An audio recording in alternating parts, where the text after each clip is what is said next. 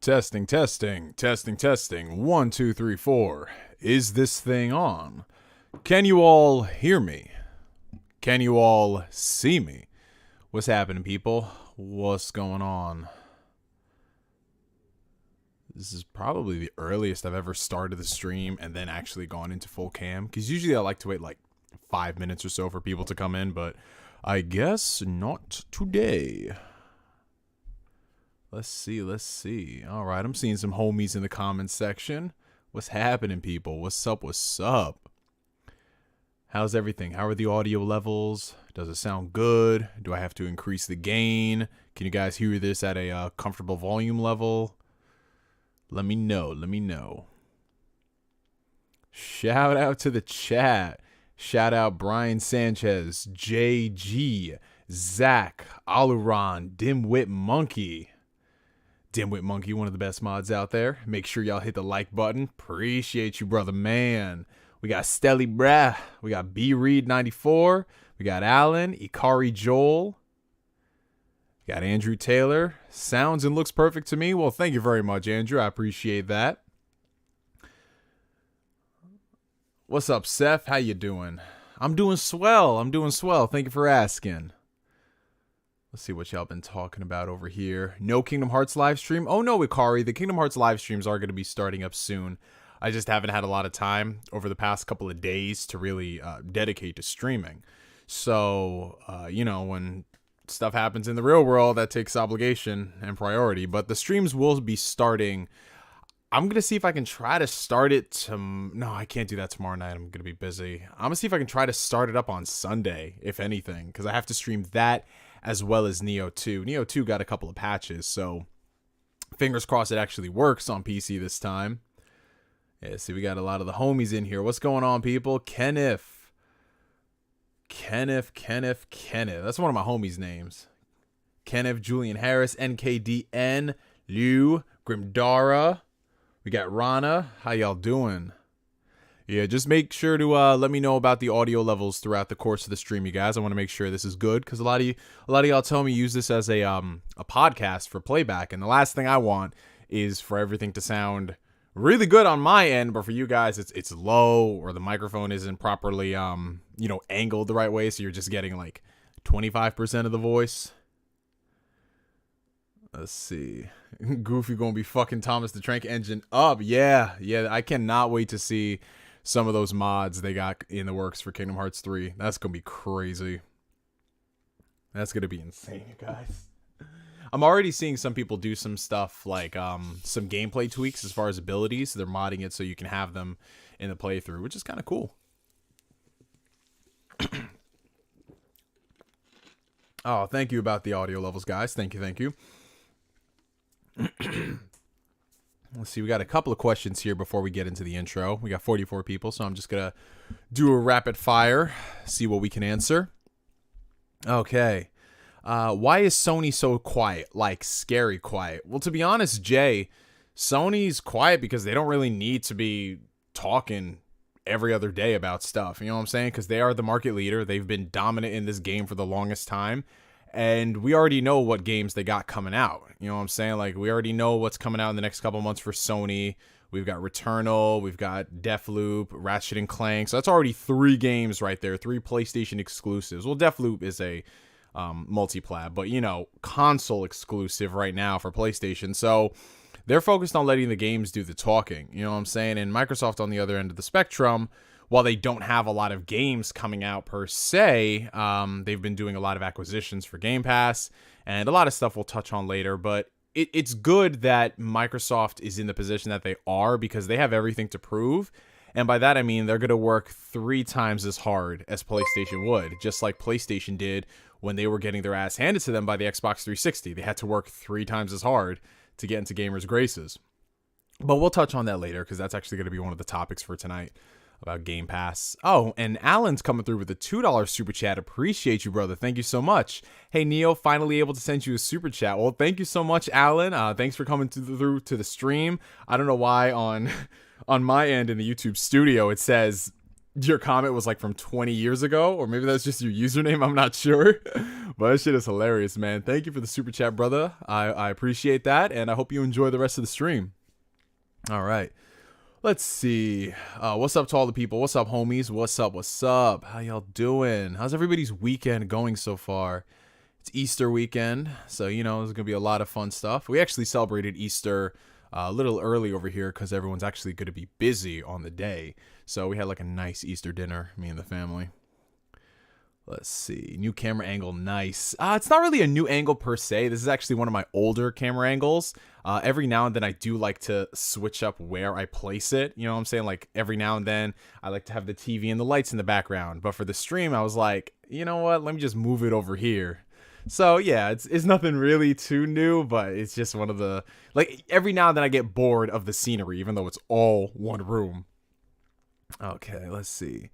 Would you be more excited by Starfield in Xbox Game Pass or Dying Light 2? Starfield, because I've played more Bethesda RPGs, and honestly, Dying Light 1 was a fun game, but it's just only been one Dying Light, and the way 2 is looking, there's a lot of drama behind the scenes, but I'm just going to wait for that game to come out, and let's hope it's a great game. So I can't really say I'm excited for Dying Light 2, versus all the other Bethesda games that I've played that have been really quality, because Bethesda's put out more quality games, in my opinion, versus Techland. You know, like Dead Island, I think we can all agree was a big disappointment. It wasn't anything that they originally built it as. Dying Light was a major step up by comparison, but that's only one game, you know what I'm saying? And the last thing we want to do is hype up a developer who's only really put out a small output of really good games. I don't need to mention the company I'm talking about, but they seem to have a fixation on yellow chairs. I'll just say that much. What's your most anticipated first-party Xbox game? That would have to be... well, it's actually a tie between Avowed and Fable. Originally, it was just going to be Avowed, but when I found out that Playground Games was the developer behind Fable... I mean, we all knew, if you've been following the leaks, we knew. It was like the worst-kept secret. But I love the idea of Playground working on Fable because they're flexing their creative muscles. They're doing something different outside Forza Horizon, which is always a plus, because you could get some really cool stuff out of that. Like when Guerrilla went from Killzone to Horizon, you know, we got a good game. So I would say it's between those two. You guys know I love RPGs, and Obsidian I don't really have to worry about because they put out really good games. Fable, on the other hand, it's been a long time since we had a Fable game. By the time it comes out, it'll be close to 15 years since Fable 3, if y'all could believe that. So we'll just have to wait and see, but those are the two games I'm most looking forward to. In addition to like whatever else Bethesda has in their catalog, because, you know, they're part of the family now too, so it's gonna be interesting. Alrighty. Dude was given super chats before YouTube existed. Yeah, Alan's got that power. He's got that power. He's the original creator of super chats. Okay. Have you played Kingdom Hearts on PC yet? No, I have not, Nicholas Bloom. I'm actually going to be picking up Kingdom Hearts 3 and streaming that because Corey Gryffindor donated last year for us to play the data battles, and it's so much easier for me to play them on PC versus having it on consoles because there is that little bit of latency and input lag that happens. But with PC, it's just direct capture, so it's so much easier. So we'll be starting that up hopefully Sunday. If not Sunday, then definitely Monday. I'm wondering when we're going to see some revamped Halo Infinite gameplay. If I'm being honest, Stelly, probably in the summer. You know, they want to wait until Halo Infinite is looking crispy before they show it off to the public again. Because you only get one first impression unless you're 343 and you delay the game a whole year, then you have another opportunity to get a first impression. So I would say probably, maybe if we're lucky, June, around that time. Xbox is going to be holding another summer showcase, whether it's June or July, we don't know. But I think that's when they'll probably show Halo Infinite, unless they do something random, like drop some gameplay on a Monday. Because, you know, Xbox is just like every week it's something crazy. Let's see. Now, if Game Pass gets Back for Blood, that's a win. Oh, that's a major win, Chris. And I think it'd be nice to bring things back full circle, considering the Left 4 Dead games, they were only on Xbox when they came out. And if they were to secure Back for Blood, I mean, I was already going to purchase that game day one, considering, you know, I love Left 4 Dead, and this is essentially Left 4 Dead 3. And it's been such a long time since we've had a game like Left 4 Dead. So if they were to secure that on Game Pass, dude, absolutely insane. Hey, what's going on, Lars? How you doing, brother? Good to see you, man. Chill with the F-bomb. You're going to crash the stream. Yeah, we can't say the F-bomb, which in this stream, the F-bomb is not F-U-C-K. The F-bomb is F-A-B-L-E. And that's an inside joke to anyone who's watching the stream. Let's see. All right, so it's 8:45 p.m. right now. We've got about 83 people watching, so we might as well just do the intro. Ladies and gentlemen, boys and girls of all ages, races, and ethnicities alike, welcome back to the channel. If you're tuning in for the very first time, this is Ask Neo. This is my somewhat regular, irregular Q&A series where you guys ask me questions, and I try my very best to answer them. Sometimes it works out very well. Other times, well, we're here for 4 hours on end, and we've only answered 10 questions. Now, this stream, for the most part, is pretty chill. It's basically scroll and blast. I look at the comments section. I try my best to answer questions. Of course, there are some exceptions.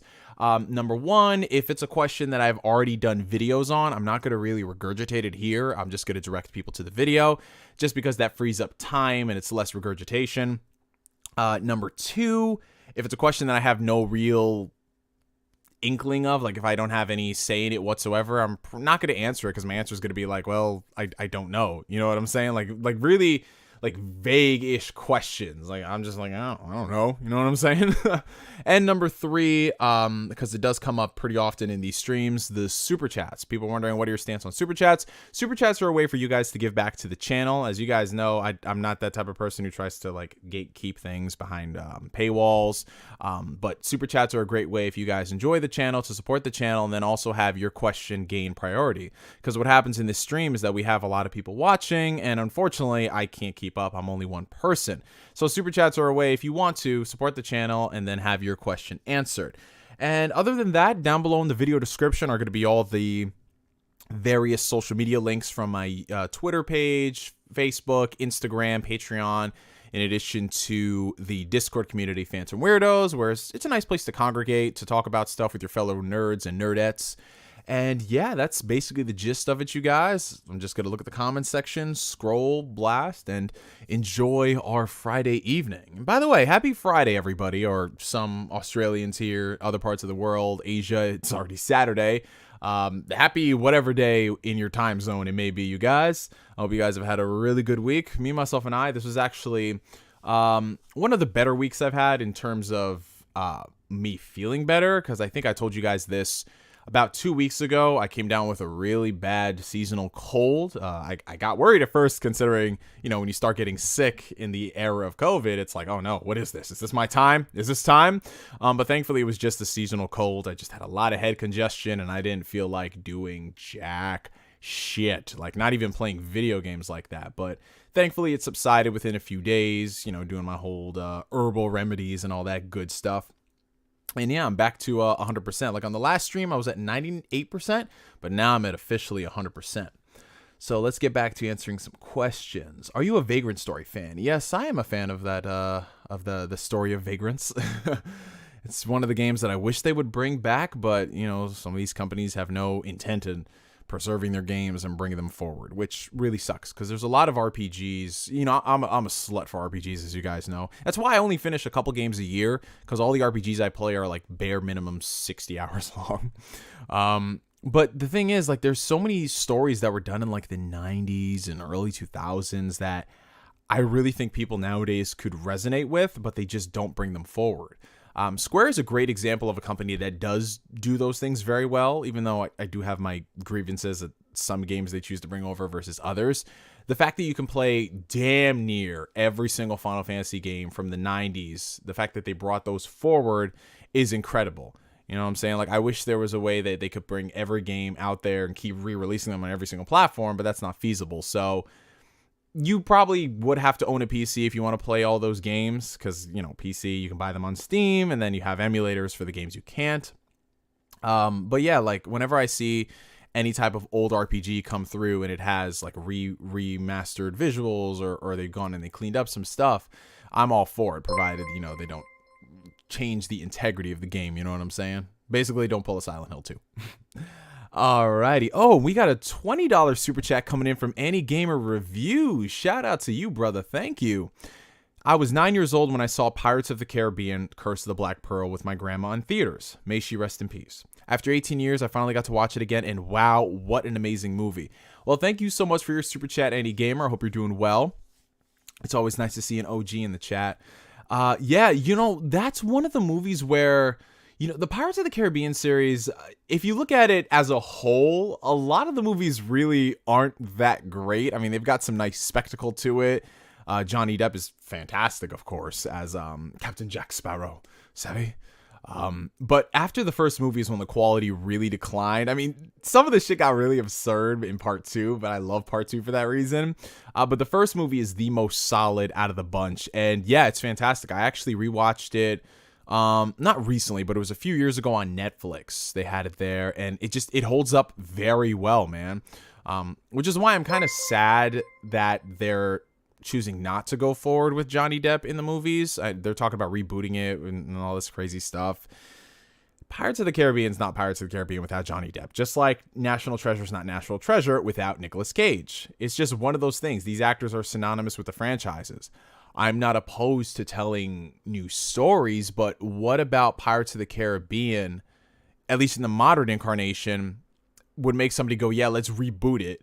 Like, what are you going to be adding to it? You know what I'm saying? At that point, you might as well just make your own pirate series. Like, why use Pirates of the Caribbean other than, hey, let's just take the name of this franchise that everybody loved for the past, 20 years. But yeah, on the opposite end of the spectrum, I'm also very critical of the Pirates movies. After part 3 is when I kind of checked out. I saw part 4 begrudgingly. It wasn't that great. Part 5, I didn't even watch, but people were just like, you did not miss anything at all. So, yeah, I would love for it to return back to at least the roots of the first movie. Just keep it very simple, get a nice script, good cast, and you could have a great franchise. But, it's just the people who are over there making these kind of movies. It's just throwing everything at the wall and hoping and praying that something sticks, which kind of sucks. All right. Oh, and Alan came back with another $5 super chat. Thank you so much, man.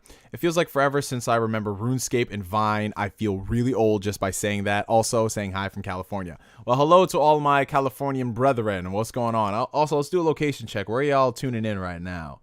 Where y'all watching this stream from? I'm coming at y'all from New York State. Not the city, but I mean, I live 40 minutes outside the city. So I always just say I'm near New York City, even though I'm not. Because when I try to explain to people where I'm from, they're like, so you don't live in Times Square? A lot of people just think that about people who live in New York State. Imagine if I lived up in Rochester, Albany, Buffalo, which for those who aren't familiar with the area, that's all the way up north, a good 5+ hour drive from where I am at. So yeah, it's always funny when people always think that. But yeah, RuneScape was never one of the games that I got into, but it was one of the games that I knew about just because all of my friends were playing it. Even one of my homies, Trent, I think he didn't play RuneScape. He played MapleStory a lot. And there was a funny story about that I talked about on one of the previous streams. Vine was, dude, I miss Vine so much. Vine was literally, that was the place where if you were legitimately funny, you blew up on that shit. Because with Vine, you only had 7 seconds to make a funny joke or to tell a great story. And with TikTok nowadays, that's the new version of Vine. I mean, yeah, you see some funny stuff, but it's just not the same. If you were around during the Vine zeitgeist, you guys, I'm talking about the early days, shit was just so fucking funny. I remember because for some of these Vine people who got so popular, people would do compilations on YouTube. And I used to love watching those because, when Vine eventually shut down, you're looking for all that old stuff, and then that's what YouTube is for. It preserves all that. So yeah, man, I do miss the days of Vine. I mean, it's still technically here in other ways, but it's just not the same, and you guys know why. Alrighty, let's see. So I'm gonna scroll back up and answer some more questions. Let's see. We're gonna wait a little while before we touch on the MLB Show Game Pass situation, because I know that's gonna be a hot button issue. Ooh, excuse me. Okay. Let's see.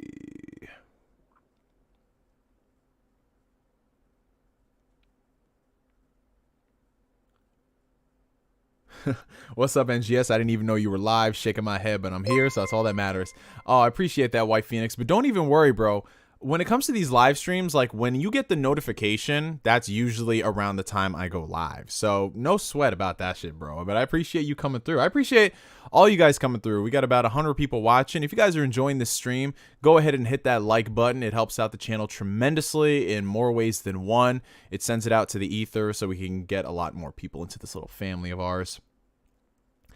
All right. Oh, wow. We got another super chat coming in. Oh, snap. The homie Shadowwolf 712, who, as you guys know, that's my homie Danny. We go way back, way back, over 10 years at this point. Came through with a $26 super chat. Thank you so much, bro.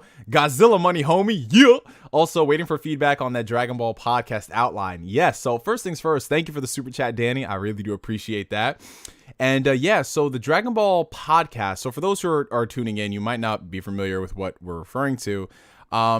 A long time ago, I'm talking BC, before COVID, there was an idea to bring together a group of somewhat remarkable people and do a podcast all about Dragon Ball. This is something that's been in the making for almost 10 years. It's literally just us being like, yo, we should probably do that Dragon Ball podcast. Yeah, let's do that Dragon Ball podcast. Oh shit, I'm working this weekend. Oh, okay, we'll just do, oh no, I'm busy this week. Like, it's literally been like that for the better part of 8 years, unfortunately. But we are actually buckling down this month and recording this Dragon Ball podcast. It's going to be me, Danny, the homie Rob, and then we're having a special guest join us, Future Gohan SSJ2, and we're going to talk all about Dragon Ball. And knowing the length of that podcast and what it would be based on the topics, we might be here for 14 hours straight.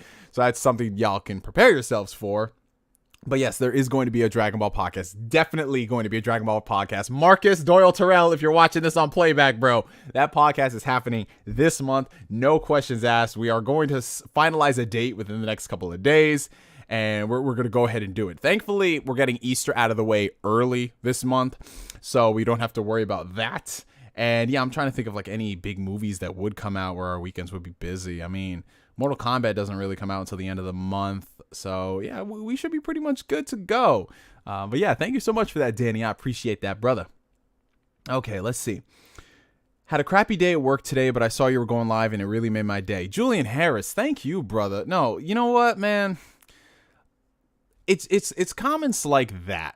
You know, it's comments like that I see that make my day more than anything, because you guys know I love making these videos not only for myself and, you know, just becoming a better content creator and all that jazz, you know.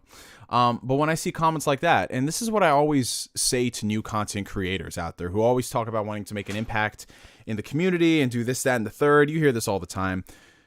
You don't need to make an impact in a community. It's not about how many people you impact. It's literally making a difference in one person's life, and what that means, it can mean anything.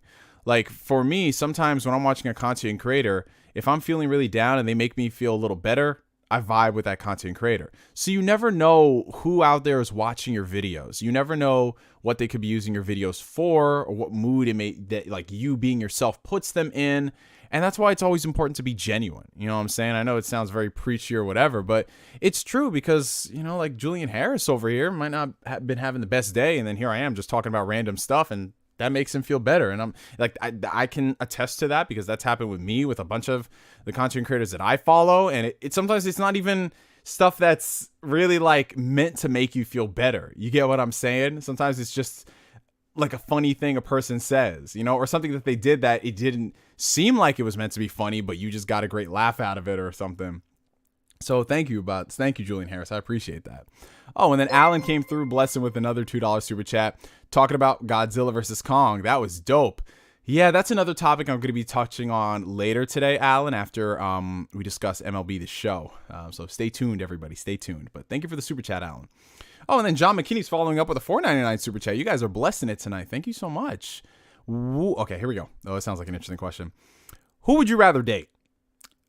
Oh, God. Okay, so this is getting into fictional stuff. Esmeralda from The Hunchback of Notre Dame, however you pronounce it.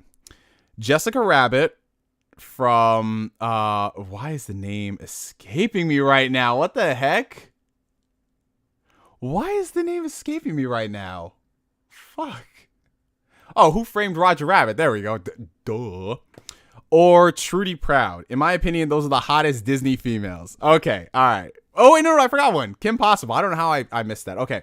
Well, obviously not Kim Possible because she's underage. Between all of these, honestly, I'm torn between Trudy Proud and Esmeralda. Hell, I don't even know Esmeralda's age, to be honest. But if I'm going to be honest, I love my black women. I love my black queens. So I'm going to probably say Trudy Proud because Trudy Proud sounds like she'll keep me in check. The fact that she married Oscar Proud shows that this woman has patience, and sometimes that's all you need. That's all you need in your life. Someone who can believe in you and have patience. You know what I'm saying? Because she believed in Oscar Proud, and you guys saw what he did with Proud Snacks. So I'm gonna go Trudy Proud. Definitely gonna go Trudy Proud. What about you guys? Out of those four, right there. The only people who can say Kim Possible are the ones who are under the age of 18. Anyone who's over the age of 18 saying Kim Possible, I got some questions. Why don't you have a seat right there? All right. Let's see. Oh, Mr. Platnick is back again. What's going on, man? And here we go. It's the weekly comment from Mr. Platnick, guys. Neo, I have to go to bed early, but I'm super glad I got to see you as I drift off to sleep. Now, if only you could show up in my dreams. Oh man, shout out to Mr. Platnick. Like I always say, it's never a dull moment with his comments. But what's going on to all the people watching right now? What's up? What's up? Seeing a lot more homies come through. All right. Did you ever catch up on JoJo? If you're referring to the manga, no, I'm not all caught up on the manga. That's next on my list of things to tackle after I finish up some other series I have. I mean, I'm all caught up on the anime, I think, as most people are. Let's see. Hey, Neo, what new console are you currently playing now? Well, I'm playing everything right now. My PlayStation, my Xbox, my Switch. If you're asking which console I play the most, that's going to be the Xbox Series X because, well, Game Pass, you know what I'm saying? Like, there's not really a lot of new stuff to play, so I'm playing a lot of old stuff in my backlog, and Game Pass is just giving me a lot of games to play, like, every month. It's insane. So I'll say the Xbox Series X. Let's see. What PlayStation 5 game have you enjoyed the most so far? That's a tie between Spider-Man Miles Morales and Astro's Playroom. Spider-Man Miles Morales, of course, I'm a Spider-Man fanatic. I mean, look, there he is right there, guys. You see him up there. He's watching over the stream. Somewhat menacingly. Good job, Neo. Menacingly. There we go. I can totally do pronunciation. And then Astro's Playroom, I think, is honestly one of the most slept-on games this generation. I mean, yeah, it's a pack-in title, but for a pack-in title, that game is friggin' incredible. The platforming is so spot-on. I'm gonna be honest, I would much rather play a full-on Astro game versus go ahead and play another Mario game for the 15th time. You know what I'm saying? Like, I would love to see more love from Astro, and it looks like we are going to be getting that in the future, which is very exciting.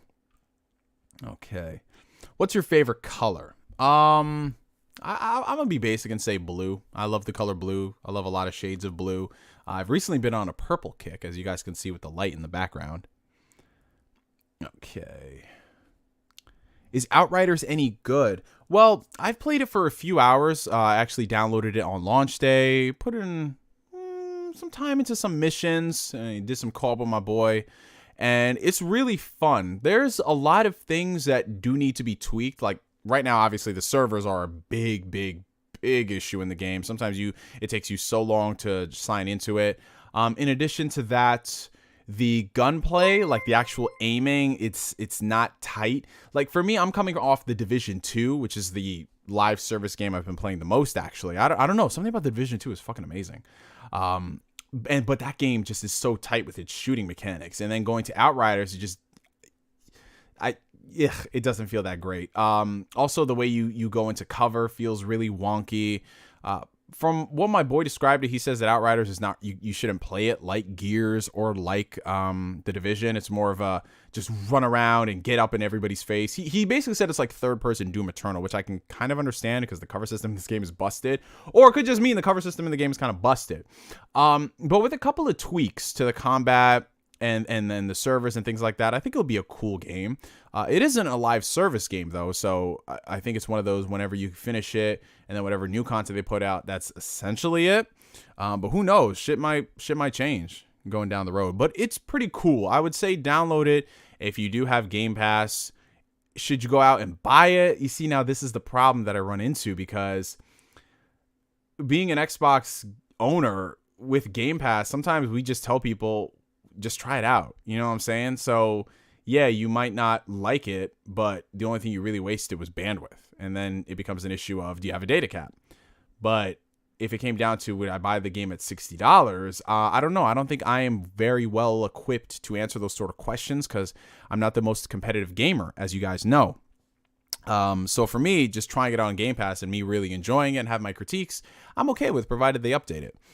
Oh, and then we got the homie Gustavo Bravo coming in with a $5 super chat. Thank you so much, brother. I'm taking an L this week. Got overtime tomorrow. Oh, man. Godspeed to you, brother.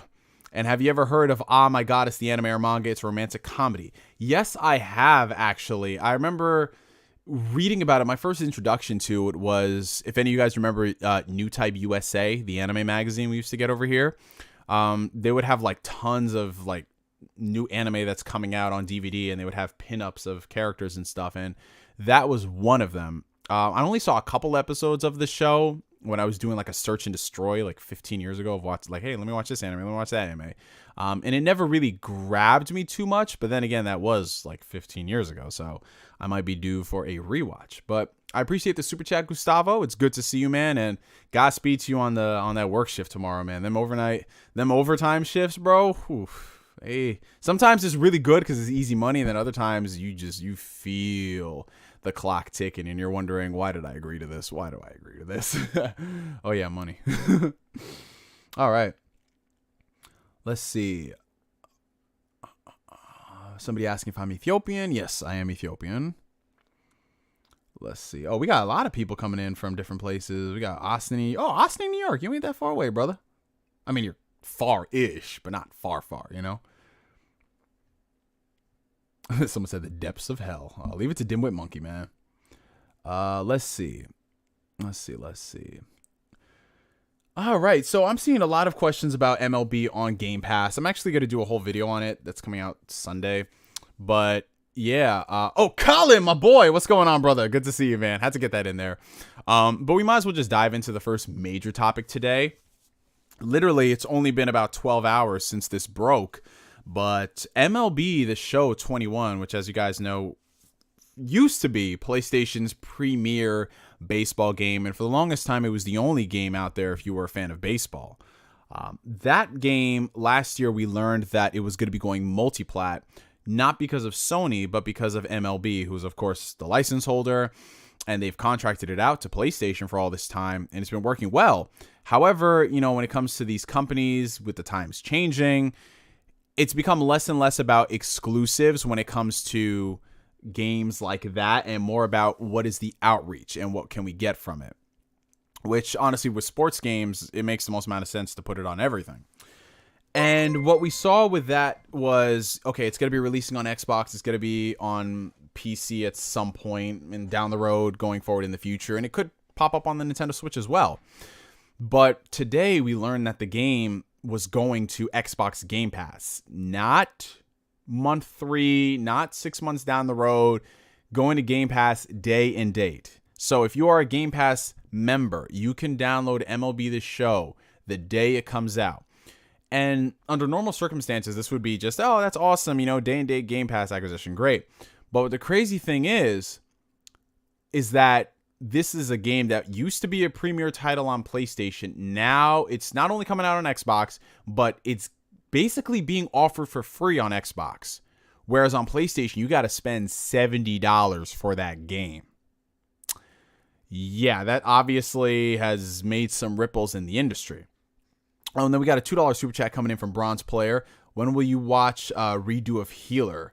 There's a lot of stuff on my list right now that I'm going through, like, and most of that is recommendations from you guys, so it's gonna take some time to get through that stuff, but I appreciate your concern and me wanting to watch it. I'll get to all the stuff. I will eventually, before I have my first kid, whenever that may be. Anyways, So yeah, it's a big deal that it's coming out on Game Pass, right? Now, I know a lot of people are saying, well, it doesn't matter at the end of the day because this wasn't a Sony move. This was by MLB, so the negotiations were MLB and Xbox. Yes, that is true. This is basically Xbox and MLB cutting a deal to put the game on Game Pass. Sony San Diego wins either way, considering, they're making money. They have the opportunity to make these games, and PlayStation still makes all the profits of the game coming out on their platform. But you got to look at the optics, you guys. You have to look at the optics of this situation and how shitty it makes PlayStation look, because this was one of their biggest exclusives, and now it's on your competitor's platform on their service for essentially peanuts. Peanuts by comparison. Somebody literally could sign up for Game Pass when this game comes out, spend $1 and play through the entire MLB The Show 21. Whereas people on PlayStation, you're spending $70 on that shit, right? And what makes it even worse is because, a lot of people like to talk about game ownership this, game ownership that, as to why they don't like Game Pass, which I think is asinine. Because if you're a member of Game Pass, you get a discount off of every game in the service. So let's say I downloaded MLB The Show, I really liked it, I can buy that game for cheaper on Xbox and keep it forever, versus the full price you still got to spend on PlayStation. Like, you ain't getting no PlayStation Plus discount. They're not offering this on PlayStation Now. It's really fucked up. Like, whatever way you want to slice it. A lot of people are making this out to be like, oh snap, this is it. This is a sign. PlayStation, they're going to be shaking in their boots, blah, blah, blah. It's just a sports game at the end of the day, you guys. So I don't think it's going to make that big of a deal. But still, think about this. Think about how aggressive Microsoft has been over the past couple of months. They got Outriders day one. A lot of people say, well, it looks like Game Pass fodder. It's not going to last long. That's still a game that you still have to buy for $60 on other platforms versus one platform where you get it for free. And when I say for free, I mean literally you subscribe to Game Pass, you get it there. That's still technically free. If I can pay $1 to subscribe to the service for a month, I'm getting that game for free. PlayStation is not doing any of that stuff. Like, sure, the PlayStation Plus offerings have been amazing, like Final Fantasy VII Remake, Days Gone, Oddworld is coming out day and date. That's cool. But just look at this. Like, compare Oddworld to Outriders and now MLB The Show in terms of scale and scope. Not talking about the quality of the games, but in terms of scale and scope.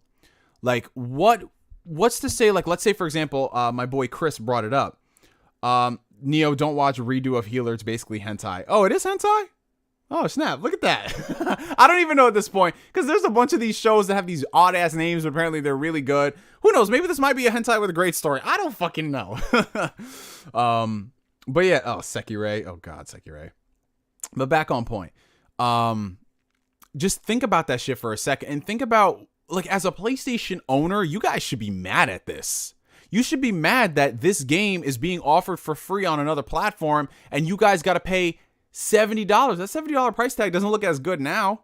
It really doesn't. I know everybody is all about, adds to the list. Yeah, that's right. Oh, of course you would, Lars. Of course, like, people will be like, well, it's just a sports game. It's just a sports game. But what happens when it's not just a sports game? What happens if it's something like, I don't know, Back 4 Blood? Like, let's say, like my boy Chris said, if Back 4 Blood was offered day and date on Xbox Game Pass.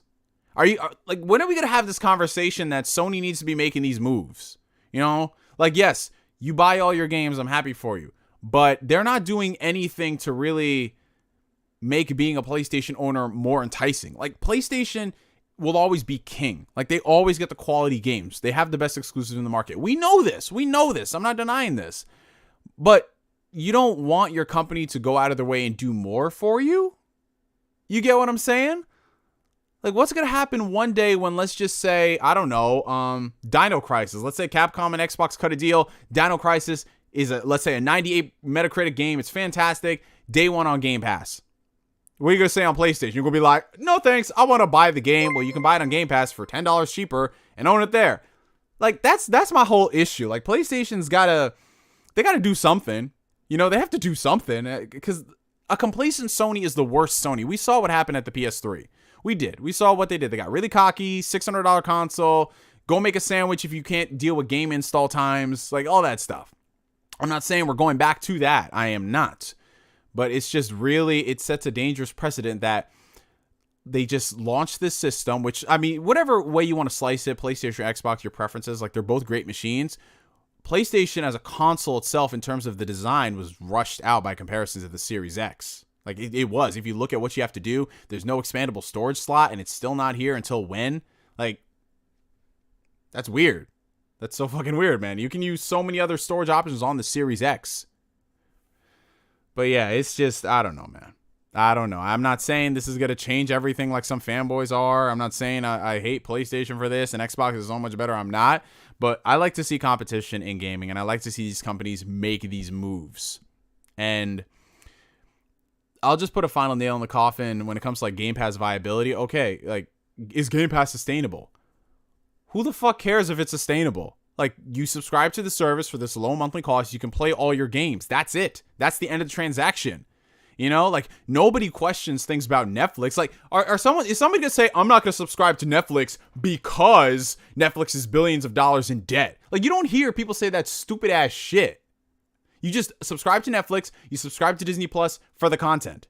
Just like people can subscribe to Game Pass for the content. But now everything's like, well, is this viable for the developers? Is it That's something between the developers and Microsoft, not you. You are not in the boardroom. So just enjoy what you're getting out of it. Like, I don't understand that. I've never heard, is Netflix viable? Is Hulu viable? Is Crunchyroll viable? Is this viable? I've never heard that shit until now with Game Pass, which, I mean, just be honest. Just say you don't like the service. That's all you have to say. You're all questioning the validity if it's viable, even though they're giving me Resident Evil 8 for free. Like, I don't know, man. People's weird. But yeah, there's that. All right. Let's go in. Oh, we got a bunch of super chats. Here we go. All right. So John McKinney's coming in with a $9.99 super chat. Alan Rickman was my choice to play Judge Frollo in a live-action Hunchback of Notre Dame movie. Rest in peace. A lot of people want Jeremy Irons for the role. Do you think he can pull it off? Well, thank you for your super chat, brother. And yes, I was one of those people, especially after I saw the first Harry Potter movie, because that was my first introduction to Alan Rickman. I was like, if they ever do a live-action Hunchback of Notre Dame movie, they have got to cast Alan Rickman. Fantastic actor. One of the best, up there with Gary Oldman. And they just had a lot of great actors in Harry Potter. But yeah, the fact that he's no longer here, I think Jeremy Irons could be a great fit for the role. But you never know, man. Sometimes you could have like an actor come out of nowhere and be like, yo, he fucking killed it.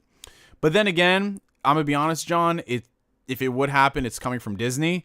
And Disney's live action track record is not the best. So while it would be amazing to get Jeremy Irons, or let's just say they made this when Alan Rickman was alive, it probably wouldn't be that great of a movie, and it would have us clamoring for the original. All right. Gustavo Bravo coming back with another $5 super chat. Loving Fire Emblem Three Houses. Didn't think I would get into it. I don't regret buying it, and my overtime is mandatory, not by choice, but hey, more money. Mandatory overtime. I mean, if the money is really good, I'll be like, okay, and depending on what they have me doing, okay, but still, mandatory overtime, they better be paying you good, brother. That's all I can say.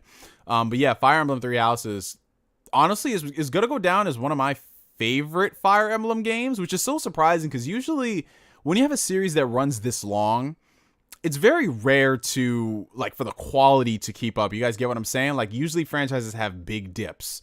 Like Final Fantasy, I'm going to be honest, outside of the MMO 14, there has not been an objectively amazing mainline Final Fantasy game in over 20 years. There hasn't been. And that's really depressing because over 20 years without a Final Fantasy game that we can just look back and be like, yup. You know what I'm saying? It's always, you have to have an asterisk to it. Like, I enjoyed 10, but I enjoyed 10-2, but I enjoyed 12, but I enjoy, you know what I'm saying? I want to go back to the glory days, and hopefully Final Fantasy 16 can bring us to that. But yeah, Fire Emblem Three Houses was fantastic. I can't wait to see what they do next. All right, and then Alan keeps coming back like he's a fucking time traveler with a $5 super chat. Xbox Game Pass is probably the best deal I've ever gotten. Hundreds of first and third party games, and now this news is crazy. I gotta go do something else. Take care. Well, take care for you, Alan. Hope you have a good night or morning, whatever. And yeah, Game Pass is awesome. But here's the thing about Game Pass. Daniel Pack, what's going on, brother? Good to see you.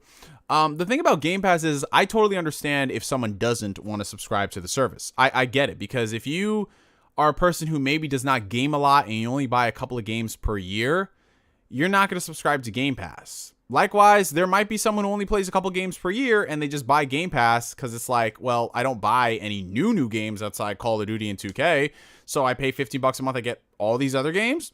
Some people might enjoy that. So it's one of those it's one of those services where you're going to find value in it if there's stuff that you like. Similar to how some people don't subscribe to Disney Plus because they don't care about Disney movies and they're not big Star Wars Marvel fans. So how can I sit here and say that $8 a month is a great deal for them if they don't like that stuff? They might find more value in something like Netflix, which has a lot of darker content, a lot of new content, things like that.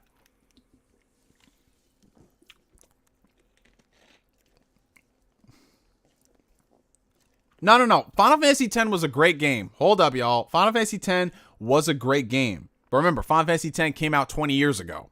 So... Oh god, Bronze Blair came back with a $2 super chat. Speak the truth, hashtag redo of Healer. If it's got, it better have a goat ass storyline if I'm gonna watch some freaking hentai, bro. Oh man, Dimwit Monkey, Yakuza is pretty good all throughout. No, it is. But remember, Yakuza is not. Well, first off, Yakuza is not the most ambitious series out there. It pretty much knows what it wants to be. And very rarely does it go outside its box. Like, the most ambitious Yakuza game they've done recently is Like a Dragon, because it was a completely different genre. I'm talking about series that have been around for like 20 plus years, like Final Fantasy. And honestly, there aren't a lot of, outside of like Mario, Final Fantasy, Doom, there's not really a lot of series that have like 20 plus year longevity that keep coming out consistently. Like Ninja Gaiden, we haven't got a new Ninja Gaiden game in such a long time. Contra. Yeah. But what's going on to all the new people joining into the stream? What's up, y'all? What's up? Hope you guys are having a good night. And if you're enjoying the stream, make sure y'all hit that like button. It helps out the channel tremendously. What was your favorite Halo game? My favorite Halo game is Halo Reach. I love Reach to death. I don't care what anybody says. Objectively, to me, it's like a tie between 2 and 3. Mainly, I want to say 3 is the best Halo game just because of what it offered at the time. And just looking back at how, like, what they put into that game, that was definitely Bungie's magnum opus. Hey, Neo, I just got my Xbox Series X today. Oh, congratulations, Darren. Oh, that's awesome. Congratulations to anyone who's getting new consoles. PlayStation, Xbox. Hell, if you just bought a Switch for the first time, game it up, you guys. Have so much fun. So much fun. There's so much stuff to play these days. All right, Cash Martyr coming through with a $5 super chat. Did you complete Persona 5 Royal yet? And would you do a review on it? So I'm actually, Cash, don't hate me, bro. I'm actually still going through Royal right now. And the reason why it's taken me a year to finish Royal, amongst all the other things that I have, going on in my gaming backlog and then, work and then YouTube and all that. Persona 5, when I booted up Royal, I thought that, okay, it's been 3 years since I played Persona 5, and I only did one playthrough of Persona 5. So I was thinking, all right, 3 years, it's going to be like a fresh experience. You got this. But the problem with Royal is, even though it's fundamentally a different game, like there's a lot of new content, there's new quality of life features, it's still the Persona 5 story, and it was still so fresh in my mind that I just needed to give myself a lot of time before I dived back into it. Like, I remembered things beat for beat, tit for tat, and it affected my enjoyment. Not that it was bad in any way. No. It just affected my enjoyment of like wanting to go into this like fresh. So I needed to give myself some time. And also there was another thing that happened with my Persona 5 Royal save file. So during quarantine, I was doing a lot of gaming, right? And the thing about these consoles that I love is that they have the rest modes where you can put the console into sleep mode and then go ahead and do other things. Now, I got really accustomed to doing that on the Switch because it's a handheld device. You put it into sleep mode, turn it back on, you're good. And even if the Switch dies, it still resumes your game. It has like a save state, which is awesome. With the PlayStation 4, on the other hand, they don't have that. So I remember there was a power outage one time, like for a split second, and my PlayStation 4 turned off. And unfortunately, because I got so accustomed to rest mode, I didn't save my game, which I know is completely on me. Like, I should be saving it constantly, especially when it's a JRPG that does not autosave. But yeah, I lost like 5 hours of in-game progress, which when you're younger, it doesn't seem like a lot of time lost. But when you get older and you have responsibilities, you have like a wife, kids, job, schooling, 5 hours lost is a lot of time. That's 5 hours you could have put into another game. So that happened one time, and I was just like so pissed off. I was like, man, fuck it. I'm just going to do something else. But I did get back into it last Sunday. I've kind of been playing it like every Sunday morning because I'm free Sunday mornings. So I've been putting in like a couple of hours every Sunday. Like right now I'm about to finish up Makoto's dungeon. And then from there I'm going to continue on. But there's your answer to that, Cash. And when I do finish it, I will do a full-on spoiler-filled discussion a year late. But thank you for the super chat, man. Thank you. All right. Well, wow, you guys are blessing it tonight. Oh, God. I'm trying to get through all these. $1.99 super chat coming in from Verge Brizzle. We can't say Game Pass doesn't have new games anymore. Yeah, it's true. I mean, you got Outriders. You're getting MLB The Show. And with the way it's looking, I think Microsoft's just going to money hat a lot of stuff. So I wouldn't be surprised if we start seeing a lot more game day and dates. Because I don't think we're going to see another studio level acquisition on the level of Bethesda for a while. But I think we're going to see a lot more deals being cut, which is just as exciting in my opinion, you know? Oh, $2 super chat coming in from ShadowWolf712 with no note. Thank you, brother, though. I appreciate it. $4.99 super chat coming from Annie Gamer Reviews. I have never seen Kamen Rider before, though I did recently import 2 games from the franchise, so I'm just waiting for them to arrive. You know what's funny, Annie Gamer? I actually follow somebody. Well, he doesn't really do a lot of videos anymore, but he's this guy who's he lives in Japan. And his whole channel is talking about import stuff. And he does import playthroughs of games that don't get localizations here. And Kamen Rider was one of the ones that he was playing. And, you know, I dabble in the Kamen Rider franchise, just like I dabble in, you know, Power Rangers. But just looking at that stuff and the type of quality of games that is there, it just brings me back to like the old school days where, you know, we had so many licensed games. And yeah, they might not have been the best games, but they were fun. So that's what it really reminded me of. So I hope you have a lot of fun with that shit, man. And then Colin came through with a $2.79 Canadian super chat. Colin, my boy. Hey, Chris, how you doing tonight, bro? I'm doing pretty good, Colin, now that I've seen you, brother. Now that I've seen all of you guys in the stream. Oh, take it easy, Danny. You have a good night, man. Yeah, I'm doing good now that I'm seeing all you guys. I always love... Oh, I just noticed that the likes are at 69. Nice. I'm doing pretty good now that I'm checking in with all of y'all. What's everybody been playing recently? What are you guys watching? What are you guys eating right now? Are any of you guys on the toilet? Who knows? But let me know.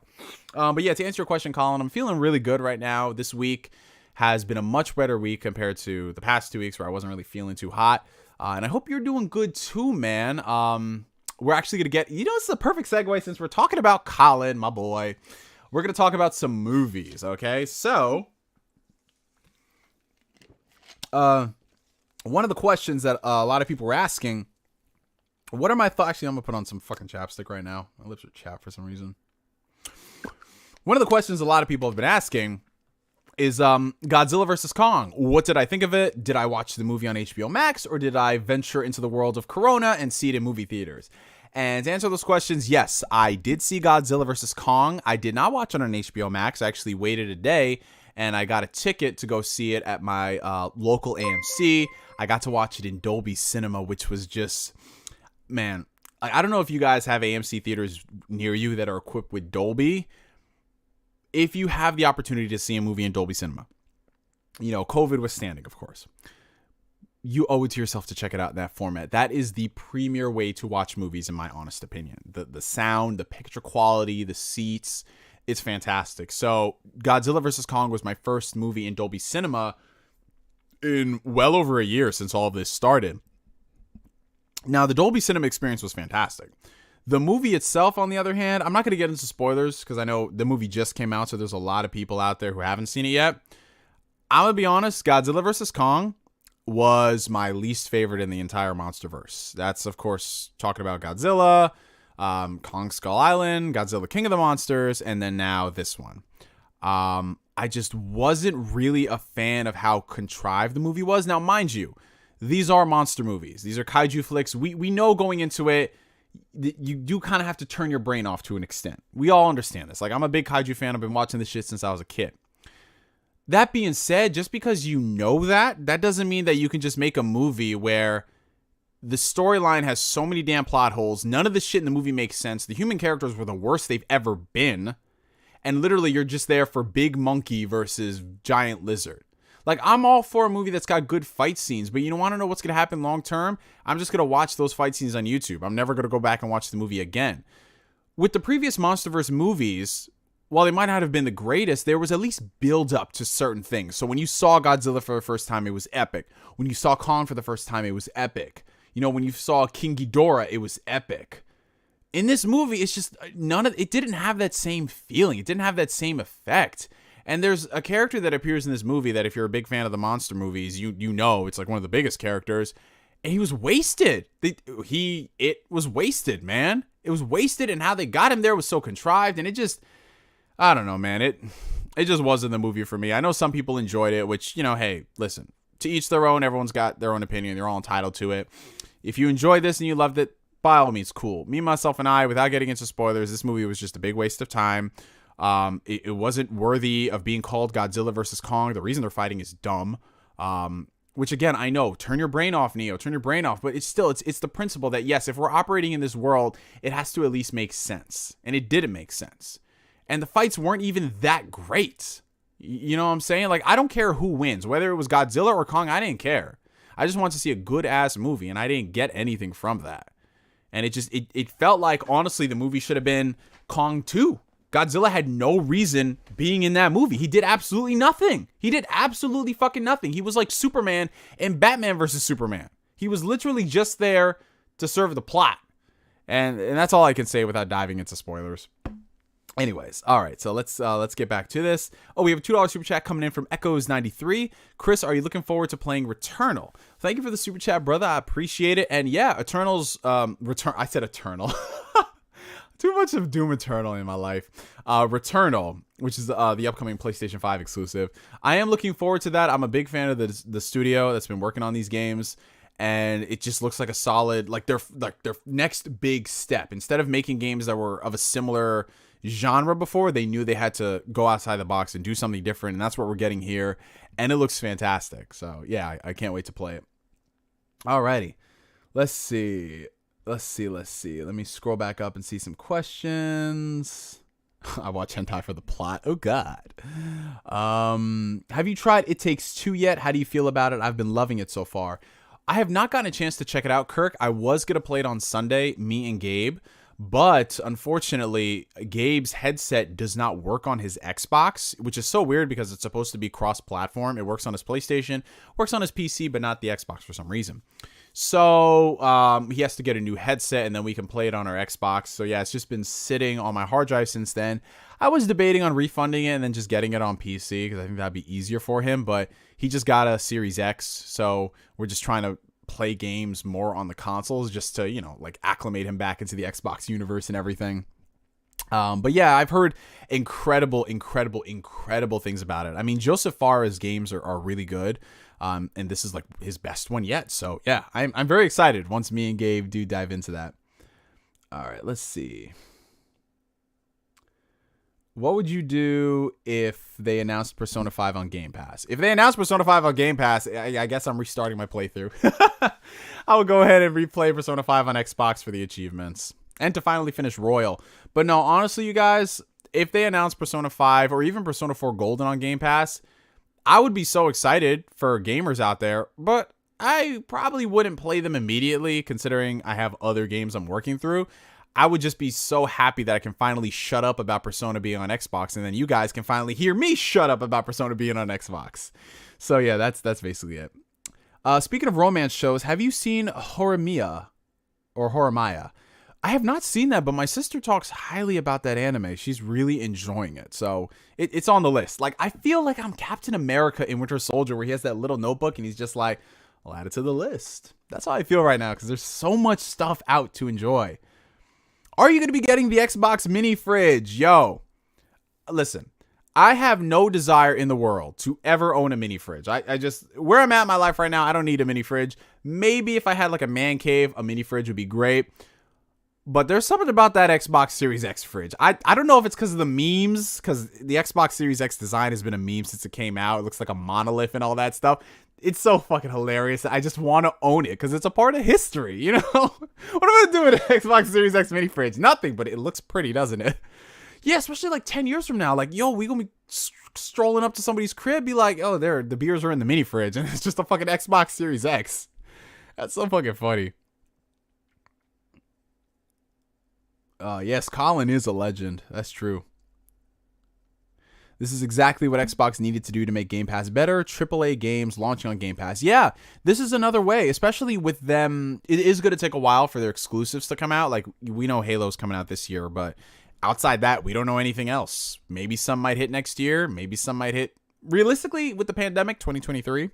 But yeah, the fact that if they can do these third-party deals and keep their gamers happy, because I'm happy as an Xbox Game Pass owner. The fact that I can play Outriders, save $60, play MLB The Show, save $70, you know?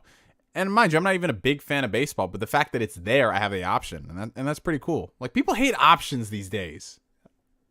People are weird. Phil is on his way securing Persona 6, calling it now. That would be pretty fucking dope, Curly Larry. It would be if they just... I think it'd be so funny if they announced Persona 6 on an Xbox stage and it has a green motif. That would be the most tongue-in-cheek type of advertising, marketing stunt you could pull. That would be amazing. But knowing Atlus is probably going to take like 30 years for Persona 6 to come out.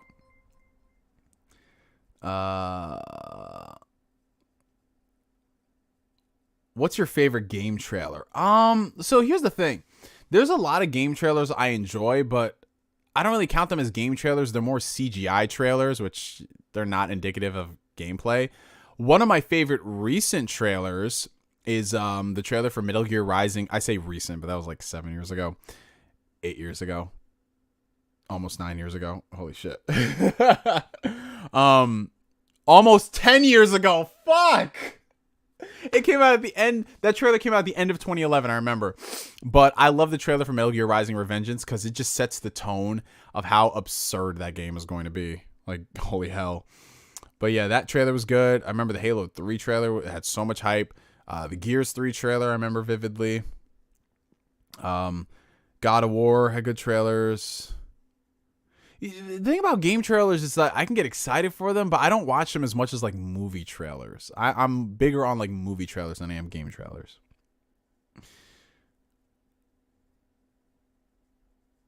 Maintaining Game Pass on its own is relatively cheap since they have all their own servers. Netflix has to pay Amazon to stream 4K, and they're still sustainable.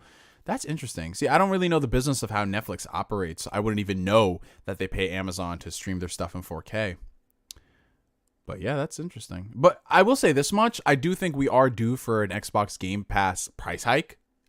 Just the way things work logistically, we're going to get a price hike within the next couple of years. I wouldn't be surprised if they bring it up to $20 a month. Which I know people are like, oh my God, how could they do that? But still, $20 a month to get, now with the Bethesda catalog, multiple $70 games, that I would pay $20 a month.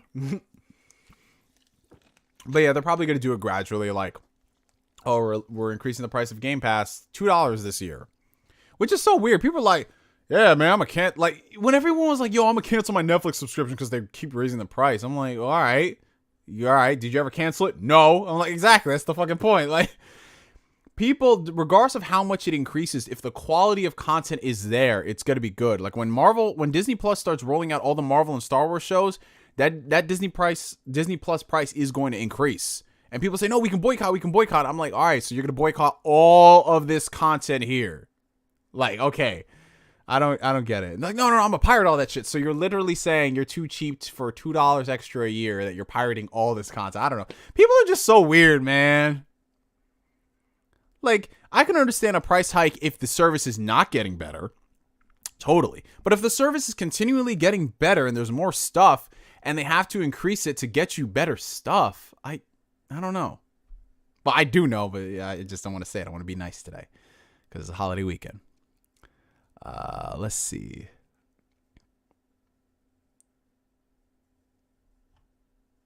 Oh, we got a $6.99 super chat coming in from Colin, my boy. Have you checked out the Jackass films? If so, what do you think of them? Did you know that a 4th film was apparently coming out? I haven't really watched the Jackass films like that. I mean, every time I went over to my boy's place and we used to light it up, he would put on just a bunch of like bullshit movies and those were there. So I watched them when I was younger. But I don't know. They never really stuck with me, even though I'm like culturally aware of them. So I don't really have much of an opinion on it. It's like, it's not the most exciting answer to a super chat. But yeah, the fact that they're doing a fourth one, maybe eventually at some point, that's very surprising considering what it takes to make those kind of movies. But it'll be funny to see if it comes out, if the quality will actually be there. Because one thing I've noticed about a lot of these revival movies, very few of them actually live up to, hey, we're bringing out this franchise after X amount of years. You know, not everything could be a Creed and just completely revitalize the brand. Most of the time they end up looking like, what was it, Dumb and Dumber 2, and just all these random comedy revivals they try to do, and they end up being terrible because they make it, they write jokes for another movie, and then they just they slap a popular franchise over it, you know? Let's see. Are you going to check out Nobody? Yes. I was actually supposed to see Nobody last weekend, but I didn't get a chance to. I got kind of caught up. But it is on my list of movies to see. Let's see. Have you been watching Falcon and Winter Soldier past couple weeks? Yes, I have. I haven't watched this week's episode because it's just been running errands all day. But I am very much so liking the direction of this show. It's giving me Winter Soldier vibes and just the whole seriousness of it. But at the same time, they're diving deeper into the lore in addition to tackling a lot of interesting topics. So it's so far so good. I'm going to watch the newest episode after this. Have you tried out Knockout City yet? I know it's a multiplayer game, but as a free-to-play title, it's nice, simple, and fun. You know what the funny thing about that? One of my homeboys, Chris from Yoko, he was streaming that earlier today, and he was having a lot of fun with it. So I might check it out and see what it's hitting for. There's no need for a price hike just yet because they're still using the false discounted price. They can just cancel the 1 month or the 3-year upgrade plan. Still, I would pay 2, honestly. Yeah, no. I don't think they're going to increase it just yet because right now, and I touch on this in the video, Xbox Game Pass is in the acquisition phase. And by acquisition phase, I mean they're trying to grow their numbers as much as they can. So they're going to be spending a lot of money by securing these deals in addition to offering the service for cheap just so they can get a lot of reoccurring revenue. And by that, they mean subscribers each and every single month. So in order to do that, that's why they have to entice it with the deals like $1 a month or, you know, buy this and it converts to Game Pass Ultimate or all that stuff because they want to grow those numbers, which is especially critical for a company like Microsoft, which has moved more towards a service-based economy. And that's worked out really well for them. Like the Microsoft Office suite is all service-based now. And it honestly has been the most convenient thing in my life, the fact that everything there is service-based.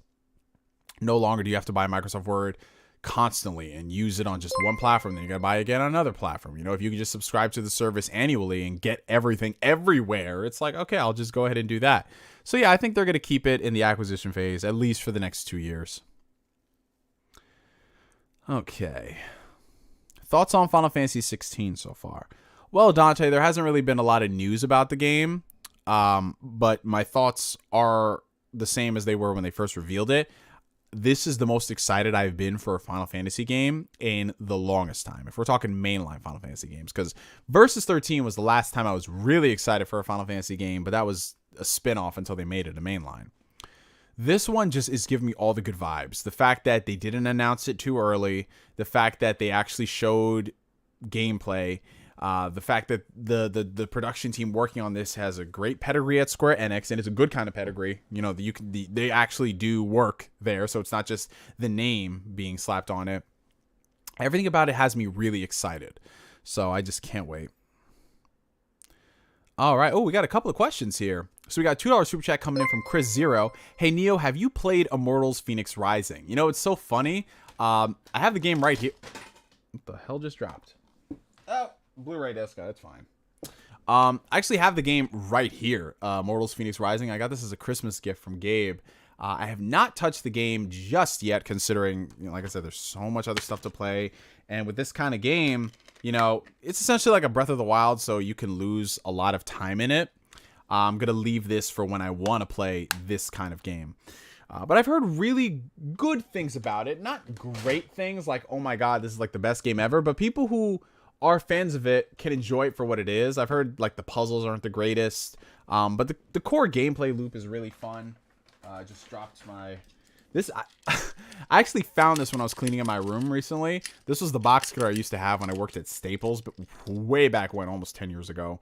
I used to have this thing. Oh, well, actually, no, I kept losing my box cutters, which is very weird. I don't know how I kept losing these things. But yeah, it was just like a blast from the past, and it still works. Still fucking works, man. I don't know why a box cutter still working would make me excited, but it's just the mementos and memories, man. $5 super chat coming in from Abman136. You think people are starting to hate Atlus considering that they censored their content since they're now mainstream and localizing fewer Japanese games?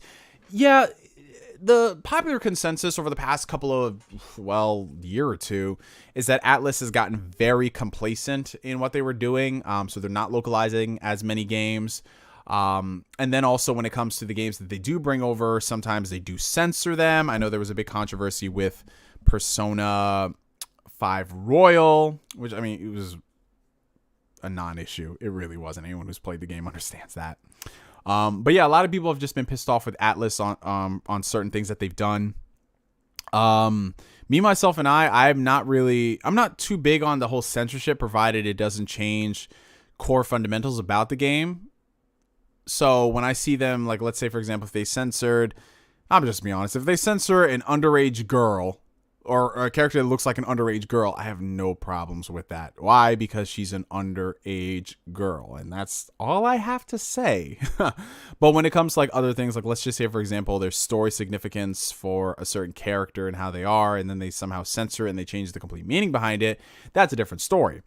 But my biggest beef with Atlus over the past couple of years is just how weird they are when it comes to their game releases. So I can understand not localizing something if it doesn't sell, like, because we got to be honest with ourselves. At the end of the day, we love video games, but this is a business. And if it's costing them so much money to localize something and they're not seeing it in return, I can't blame them for not continuing it. You know what I'm saying? Like, it is what it is. Like, let's say, for example, if I had Immortal Phoenix Rising, right? And everyone was clamoring for this game to come out in Japan, release in Japan. And I actually scrounge up the money to bring the game over and it only sold 500 copies. Like, I'd be pissed off too. But I don't know exactly what the reason is as far as them not localizing as many games.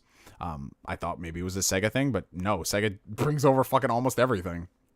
But when it comes to their game preservation, that's my biggest issue, because Atlus, they have so many people working at that company, and at the same time, they still find a way to botch things. Like Shin Megami Tensei 3 HD, that was a terrible, terrible re-release. And I think for the Western version, it's going to be fully patched and fixed, so that's a plus. But still, that game, it's a PS2 game. It should not have released in the state that it did, you know?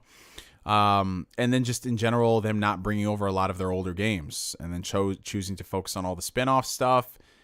I understand it because of business. Like, yeah, that's popular stuff, but still, it just, they have so many games in their backlog that they could bring over, and they don't. And it pains me because we see smaller companies like NIS, and we see people like Falcom who bring as many of their games forward as they can. Like, sure, it takes them a while because of localization and their small companies, so, you know, limited resources, but they still do their best. And then I look at Atlus and I'm like, you have so much clout now. Now is the time to strike. Like, the iron is hot. People are craving these games, not just Persona, but Shin Megami Tensei in general. And they're just not taking advantage of it for whatever reason. Now, I don't know what's going on at the company per se. I can't say for certainty, like, oh, this is exactly the reason why. But it is a shame as a fan, because I know they could be so much better than what they are right now. So I hope that answers your question, man.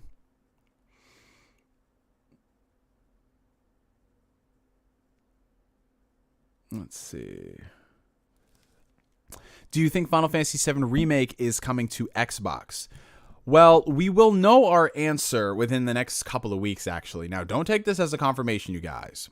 But the 1-year exclusivity for that game runs out, I believe, on, I want to say, let me ask. Go. When did Final Fantasy VII Remake release? Final Fantasy VII Remake's initial release date is April 10th, 2020. Okay, so in a little over a week, that will be the cutoff mark to the PlayStation exclusivity. So if we are going to hear anything about that game, whether it's coming to PC or coming to Xbox, it would be after that date because they can legally talk about it. They can't legally talk about a game that has exclusivity right now. Similar to how Bethesda cannot talk about Tokyo Ghostwire and Deathloop because it has exclusivity to PlayStation. Obviously, they're going to be coming to other platforms, but with this one, considering it's Square Enix, it's a Japanese game, we just don't know the logistics of it. They might want to keep it there. But if I had to take a guess, if I had to think what they would do, they would try to make that game multi-platform because it makes no sense for them to leave it on one platform. That game has already made as much money as it possibly can by this point. So the next best thing is to release it on other platforms like PC and Xbox, where they can secure a couple million sales from that. You know, that's what they did with Nier Automata. They had it on PlayStation, then they released it on PC, and then it came to Xbox. So it's what's best for business. And honestly, if they wouldn't do that, I find that very stupid. But who knows? Maybe Sony might pay for more exclusivity. Like, fuck it. No, don't let this game leave our platform because this will be the exclusive place to play all 16 parts of the Final Fantasy VII Remake. They could do that. You know what I'm saying? They paid for a year exclusivity for a reason, guys. So, yeah, I don't know. We'll just have to wait and see, you guys. But I will say this much. If Microsoft were smart, they would secure that for Xbox Game Pass. They would bring that on Game Pass day and date. And if you were to tell somebody that Final Fantasy VII Remake is coming to Xbox day and date, it's going to be the enhanced next-gen version, and it has the Yuffie DLC, knowing Square, they'll probably sell that shit to you separately, but hey, you know, that would... you guys already know what'll fucking happen. That's all I can say. So, yeah, we'll see what happens in the next couple weeks. Let's see. Neo, do you use any emulators on your PC like PCSX2 or RPCS3? So I don't really dabble in the emulation game like I used to. When I got my first rig like 10 years ago, I was big on emulators. That's how I finished up my playthrough of Kingdom Hearts 2 Final Mix. And I had an English translation patch. So I was playing that like 3 years before it ever got localized here, which was awesome. But, you know, I don't really have a desire to play things on emulation anymore, considering I have a lot of games in box that I have to finish and go through. But if I did get back into emulating stuff, it would be for a lot of PS3 games that are never going to be brought forward with like an HD remaster or something.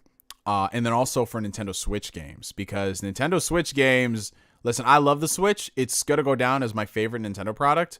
But man, the performance in those games, my God, like Hyrule Warriors, Age of Calamity, I really want to play that game so bad, you guys. And I'm not even a big Musou fan.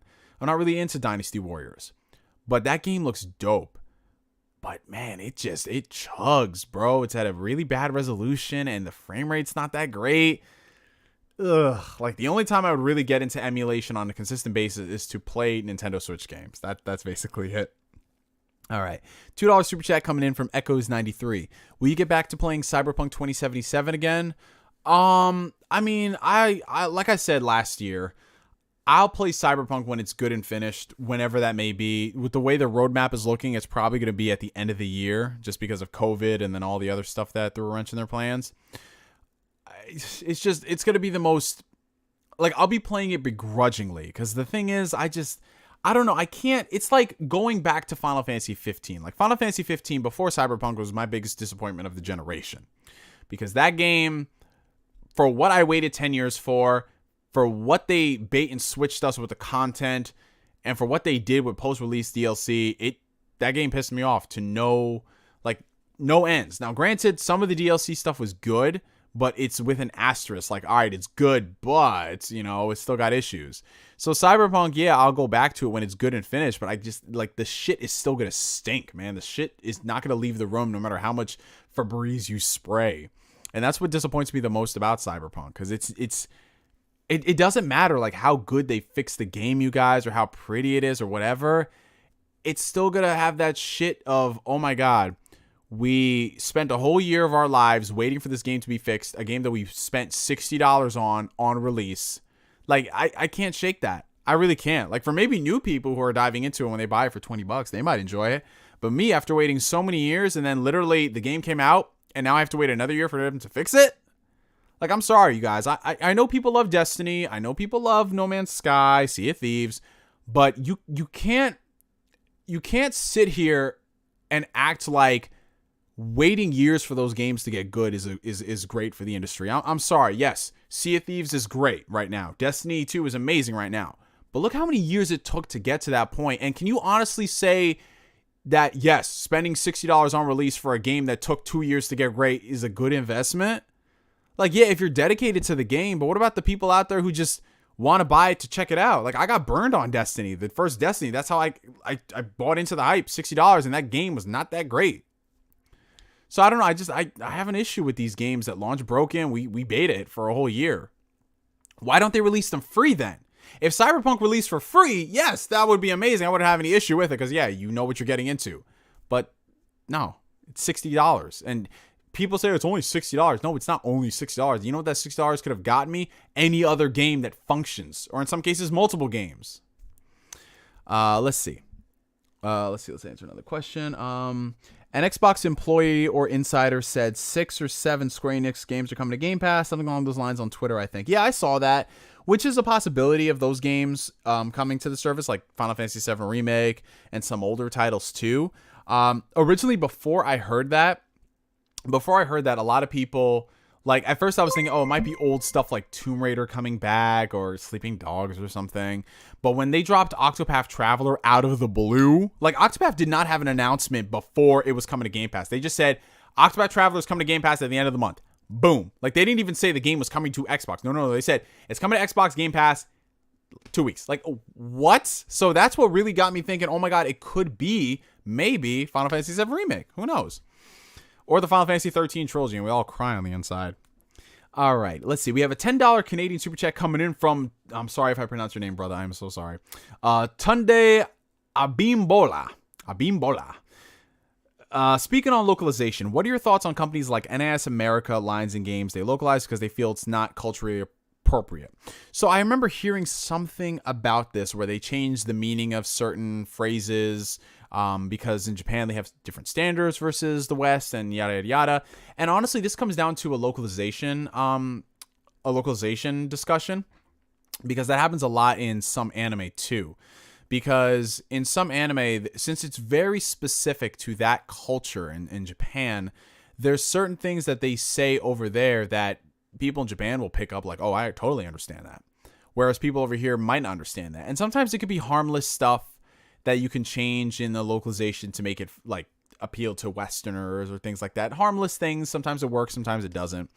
But if it's something that changes the complete meaning of something, like character motivations or something crazier, where they actually change the entire like meaning of like a character's existence and why they are the way they are, I don't vibe with that. I feel like whatever it is, provided it's not something crazy offensive, I feel as if you have to present it in its original format, for better or for worse. You know what I'm saying? Like, there's a reason why these things exist. Now, of course, like I said, that sounds like a contradiction to what I said earlier, because I said I don't mind them censoring underage looking girls. Well, do you want to know why? Because if we're talking about, let's just say them censoring, I don't know, I'll make up some scenario. Let's say they censored a reason why a character wanted to commit suicide in a game when they brought it over to the States. Now, obviously, that's a very sensitive subject matter, but I feel like if you censor those type of conversations, how can we normalize having a conversation about suicide? But if it's something like a little 5-year-old looking girl who's 1,000 years old and she's dressed in a bikini, like, no, censor that shit. That is not okay. You want to know why? Because grown-ass men are designing this shit. And you want to know something else? A lot of grown-ass men are looking at that stuff when they shouldn't be. I'm just gonna be honest, you guys. But yeah, it's localization is a mixed bag. So yeah, you just really have to pick your poison on what is really an issue and what isn't. And then it becomes a case-by-case basis where you have to figure, okay, this completely changed the entire meaning. I can't vibe with this versus, oh, what is something harmless like they have this joke in Japanese that doesn't work in Japanese, but we make an American joke and it works just fine. You get what I'm saying? So it just depends. All right. Another $9.99 super chat coming in from Annie Gamer Reviews. Having actually played Driver on one hand, would love to see a new game on the other hand. Wait, hold on. The phrasing of this question. having actually played Driver, on one hand, would love to see a new game.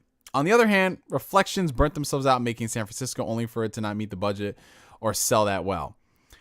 Yeah, that's the thing. It's one of those like situations where you really have to separate ourselves from the whole mindset of being a consumer and look at things from other people's perspectives. Like sometimes you have to put yourselves in their shoes. So when it came down to, like, I'll give you guys a perfect example. When it came down to the Tales franchise, right? There was a period in time over here in the States and in Europe as well. So I'll say everything outside of Japan where we didn't really get a lot of Tales games. There were a lot of games in Japan that just didn't go localized. I think from 2008 until 2013, we didn't get a new mainline Tales game. Now, we had Tales games. We had the remake of Tales of Abyss on the 3DS, but I don't really count that because it's a remake, not a new game. But in general, Tales games, they weren't coming out as frequently as they used to. And a lot of people wondered, okay, what's happening? What's the deal? And Bamco, in so many words, said that, the series is not really selling that well. So, we'll release what we can, but to be honest, you guys got to support it, which is why I campaigned so hard for Tales of Exilia, whatever you want to call it, when that came out, because I knew if this game did not do well, then we weren't going to be seeing a lot of Tales games. And that game did very well. And they localized the sequel, and then we started getting all the other games. And in some cases, we might start seeing more simultaneous worldwide releases, which is amazing. But that only came because as a gamer, you put your money where your mouth is. Like so many times as people in general, we always say these things, but when it comes to actually following through with it, a lot of people don't. It's like when you have like a bunch of people saying, oh my God, we should all plan a trip. Yeah, let's all plan a trip. You'll have 20 people say they want to go on the trip. Then as you get closer and closer, that 20 people decreases to 15 people who say they want to go. And then you get down to 10 people who actually have the money. And then you get down to 5 people because those 5 people had busy obligations. And then out of those 5 people, you might end up traveling with maybe 2 or 3 of them because they actually committed to it. So, just because you have 1 million people who say they want to play Persona on Xbox, that does not mean 1 million people are going to buy it. Those aren't a million guaranteed sales. And it does come down to, as a business, you do have to take risks to earn money, because sometimes you might end up doubling, tripling, quadrupling your expectations without even knowing. But again, it comes down to what can we do? As fans, we just have to be there and support it if it's a quality product. And it can't be like simple shit like, oh, I'll get it eventually when it comes out. No. If you committed to something, if you're complaining about this company online, wanting to do this, and you have the money to buy something, you can't really pick and choose, provided, it's not something like, okay, you don't have the money. If you don't have the money, you don't have the money. But for the people who are always the loudest and the most vocal, that's who I'm talking about. The people who say they want this, they want that, and then when it comes out and they don't support it, I don't have sympathy for them, because it's like, what were you doing when it came out? You didn't support it.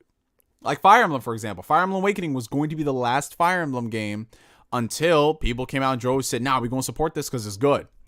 So, yeah, I don't know.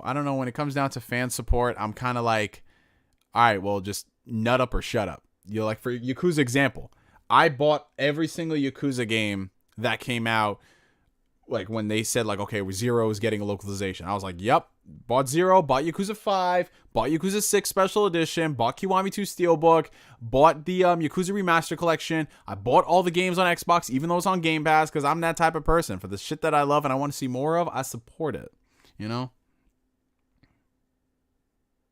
Yeah, I know it sounded kind of preachy, you guys, but I don't know, like, just because I've been involved in so many fandoms for the past, 15 years, and it always sucks being the one of the few people that actually support this shit, and then you see all the people online who are saying, we want this, and it's like, well, did you support it? No. Like, I don't know, man. I know some people here probably relate to that.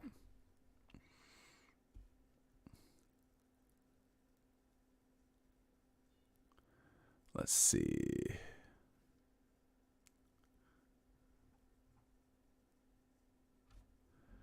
Thank you, Kramer. I appreciate that, bro. Thank you, man. Yes, for the people who are still asking, I have played Outriders. I'm having a lot of fun with it when the servers work. It definitely needs some work in terms of like fixing the aiming and just a couple of other janky things, but it's a fun game. It's really fun. Hey, Darkwalker, what's going on? What's up, brother? What are your thoughts on me, one who walks on the road of darkness, being an enforcer? No, I don't have any money, usually pay, sadly. No, man, don't even worry about the super chat stuff. Like the super chats, I appreciate every single person that super chats. Like you guys, you're awesome. All this money gets funneled back into the channel. But just the fact that you guys are here and watching the stream and enjoying it, that's what matters more to me than anything, you know? Because y'all are taking time out of your day to come kick with me. That's what matters the most. And unfortunately, it's what a lot of content creators forget.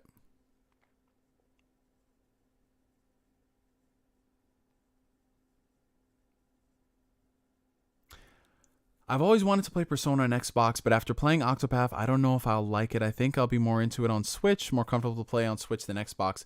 Yeah, definitely when it comes to RPGs, I love playing them on Switch just because of the portability aspect. I love being able to play it in bed.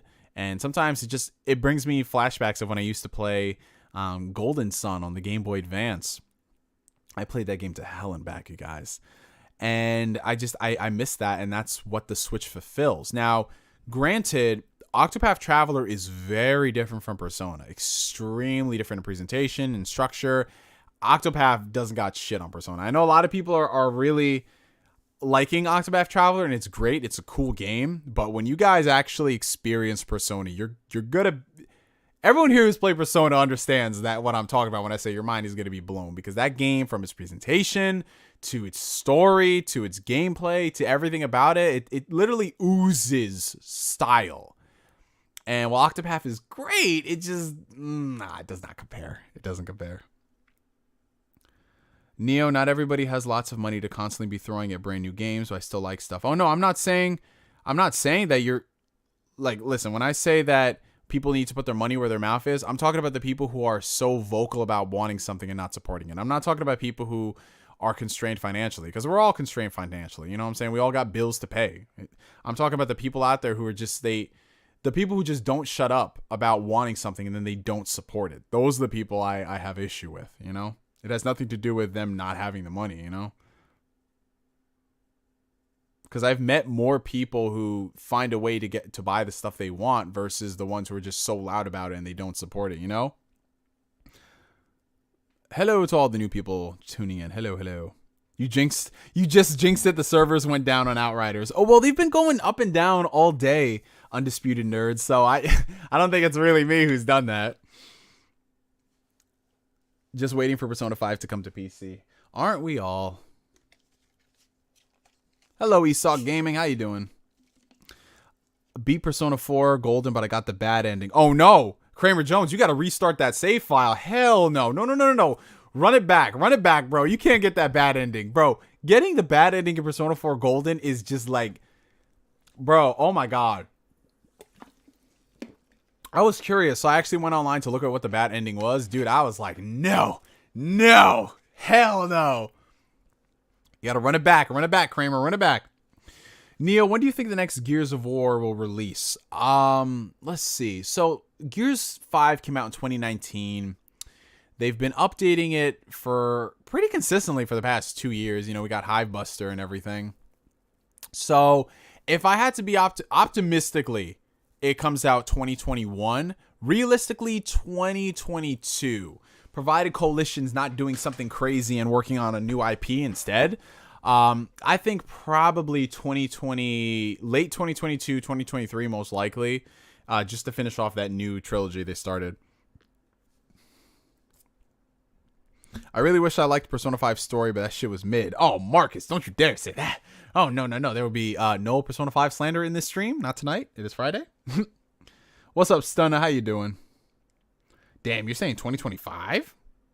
I mean, I wouldn't mind them waiting till 2025 for a new Gears game if it's really, really good. But they gotta have something sandwiched in between. You get what I'm saying? Because damn, like that, like their whole team is not working on Series X updates and Hivebuster. So you gotta figure from 2019 to 2025, that's 6 years, man. And I'm gonna be honest, 6 years for a Gears game? I don't know about that development, bro. Unless it's like something fundamentally different. Like I'm talking different. But then again, would it really still be Gears in that storyline? You get what I'm saying? That's when you do like a soft reboot, you know? Like a Gears 7 after you do this trilogy. What do you think Square Enix thinks about Outriders' success compared to the Avengers' shortcomings? I know they're probably happy that Outriders is doing good, but they're also so fucking pissed off that the Avengers flopped. Guys, that game, people don't realize that first off, that's one of the most expensive games ever made. And the fact that it has the Avengers IP, which, like this game is riding on the coattails of the MCU? Dude, that game should have been one of the top selling games year over year, especially because they were trying to make it like a live service thing. And for it to come out and only have an aggregate player base right now of like less than 2,000 people on PC? Less than 2,000 people. Less than 2,000 people for an Avengers game. That's really scary, man. That's really scary. But yeah, honestly, I would not be surprised if by the end of the year they end up canceling that shit. It all depends on how receptive people are to the DLC. And how it's looking right now with Hawkeye, it's not bringing people back. We'll see about Black Panther. But if I'm being honest, the game itself has got to go free to play. Like, people, you look at something like The Division 2. People always wonder, oh, why do you buy The Division? Why can't it be free to play like Destiny? Blah, blah, blah. At least with The Division 2, there's reasons why people would want to buy that game, right? The gameplay loop is solid. Avengers does not have a solid gameplay loop. You buy it, you play as some of the characters, but it's not like, yo, this is hot. It's literally, I'm playing this game because it has these characters that I grew up loving. That's literally all it is. No one has come. I've never seen anyone's. I'm not trying to shit on the game. Well, I am. I've never seen anyone try to defend this game without saying, well, it's Marvel or something like that. There's nothing about the Avengers game that is inherently great or cool or something else that another service has not already done. Like, I'm not saying they got to reinvent the wheel, but at least make it compelling. Make it like Destiny. You're trying to be like Destiny, but you don't know why Destiny works. You don't know why The Division works. You don't know why Sea of Thieves works. You don't know why. You're just trying to ape off of that shit, which means you're going to fail. I like the frame on those glasses. Thank you. Thank you very much, Naruto OST. Yeah, this is actually one of 3 pairs of glasses I just bought. This is actually my I don't want to call this my bullshitty pair, but I wear this. This is like my disposable pair in the sense that I wear this when I go to the gym. If I'm ever doing anything outdoorsy where if, let's say, for example, my glasses would come in contact with something, this is the pair I wear. And I have 2 more pairs coming that I actually had to ship out because of my particular prescription that I'm going to have hopefully early next week. One of them is like my everyday pair. And then the other one is like my high fashion pair when I go out and stuff. The one that I paid way too much money for. But hey, you got to stunt every now and then. So those will be here next week, and you guys will see those on videos. Let's see. Yes, I did see Godzilla vs. Kong. I actually talked about it, and I have a video coming later. Let's see. We have $4.99 super chat coming in from Dark Walker. I know you said no money, but I really wanted to pay you, man. You're so awesome. You give me hope. You're just like me, man. You're honest and awesome. Thank you. No, thank you, Dark Walker. Seriously, I mean, the super chat is whatever, man. But seriously, thank you for being you. You know what I'm saying? Thank you for being honest and upfront and supporting the channel too, man. I mean, the important thing I want everybody to take away from this is you don't have to be anything but yourself to make an impact. And if that impact is only one person, then so be it. That's all you need to be. Just being yourself, because we have way too many people trying to play pretend out here. Way too many people doing that. We need more honesty and genuine people. So thank you, Dark Walker. Seriously. Oh, and then the homie Marcus Doyle Terrell came through with a $5 super chat. How often are you accused of taking steroids? And what advice would you tell people who are about to start their gym journey? So thank you for the super chat, Marcus. I hope you missed it, bro, because I think you just came in, but we were talking about the Dragon Ball podcast earlier. It is going to be going down this month, man. We've got the outline ready. We're just finalizing a date on it, but that's happening this month, Marcus. It literally, when we end the stream, it will say for Marcus Doyle Terrell. I shouldn't have spoiled that, but it would literally say that. But yeah, so as far as the steroid accusation is concerned, I mean, you guys can't really see it because I'm kind of like hunched down. But I do go to the gym. I do work out, I guess, swole, whatever you want to call it. And I've gotten some people accuse me because they look at me and they're like, oh, you can't do this naturally. And I'm just like, you probably don't even work out. That's why you're saying that. Because what happens with this gym journey is that a lot of people see stuff on social media, on Instagram, and they just think, okay, wow, that looks too good to be true. That's probably steroids. And 99% of the time, that is true. If you see something that looks way too good to be true, it is probably steroids. But what happens is, like, if you could look back on my Instagram, which is public, I've had my Instagram for almost 10 years, and you just see the journey, the progression, the changing body sizes, you know, from like really big to really lean to back and forth and yada, yada, yada. All this stuff is achievable naturally. Because with steroids is, I have no problem with people taking it. Like, if you look at those fitness transformations they do for celebrities in the movies, the vast majority of them are using steroids. Like, it just, when they say that I gained 30 pounds of muscle in 6 months, steroids. That's literally what it is. But when you look at like people who just go into the gym and they grind day in, day out, and they have periods of time where they're a little fluffier, a little leaner, stuff like that, people just say, oh no, steroids. But what happens is a lot of people who throw those accusations, for the most part, they're not even training hard themselves, or they're just bullshitting in the gym. Because just because you go to the gym does not mean you're working. I always tell people that, like, that you have hundreds of people that go to the gym every single day. Not many of them actually look like they go to the gym. So it's just, everyone is on a journey of a transformation. And I've gotten that accusation a few times on Instagrams, and I always tell them, dude, if I was on steroids, I wouldn't be 6'4", 220. I'd be 6'4", 260 or something ridiculous like that. You know what I'm saying? And I always tell them, like, okay, no, look, I'm holding fat here. Like, obviously I'm not chiseled abs all the time, because it's impossible. Like, when you're natural, there's only so many things you can be at one time, and you cannot be huge and shredded with your razor thin abs all the time, because it's just not how the body works. The body doesn't want to be like that. The body doesn't want to hold on to crazy amounts of muscle and then also have abs at the same time. It does not work like that. And if you see someone who looks like that, that's a sign. But yeah, I don't let those comments bother me, Marcus, because at the end of the day, I always ask those people, because I get it on Instagram sometimes, I always ask those people, well, let me see your transformation pics, right? First off, they don't want to show them because they don't put it up there. And second, if I see what they're doing and what they're like, if I see them training in the gym, I'm like, you're fucking bullshitting. You're going to the gym and you're just playing make-believe. You know what I'm saying? You're not grinding. You're not fucking sweating. You're not actually progressing. Like, are you pushing more weight than you did the last time? Are you eating correctly? Are you willing to accept that this is not a linear journey? There's going to be a lot of ups and downs, but you can't sell that to people. And when I see those comments from people when they say that, I'm like, well, where's your stuff? Where's your transformation, huh? Because I have transformations from when I first started lifting to a month into lifting, to 2 months into lifting, to 3 months, you know, all the way going back 7 years. They don't, because they're frustrated that they can't put in the effort, and it is what it is, man. But as far as advice is concerned, when it comes to working out, honestly, my biggest advice is just to get out there and do it. Don't worry so much about what's the best workout program. Don't worry so much about what is like optimal. Because the thing about the fitness industry and health and all that stuff is it's a very lucrative endeavor. So you have a lot of people out there who are snake oil salesmen who are trying to sell you the secrets. Oh, this is how you grow your biceps. This is how you do this. This is the best way. Like, what you can't sell is just getting into the gym, moving more, and then if you're trying to lose weight, eating less. You can't sell this as a lifestyle where you are going to have to make some sacrifices. You are going to have to put down the Cheetos and the Pop-Tarts and the Mountain Dew.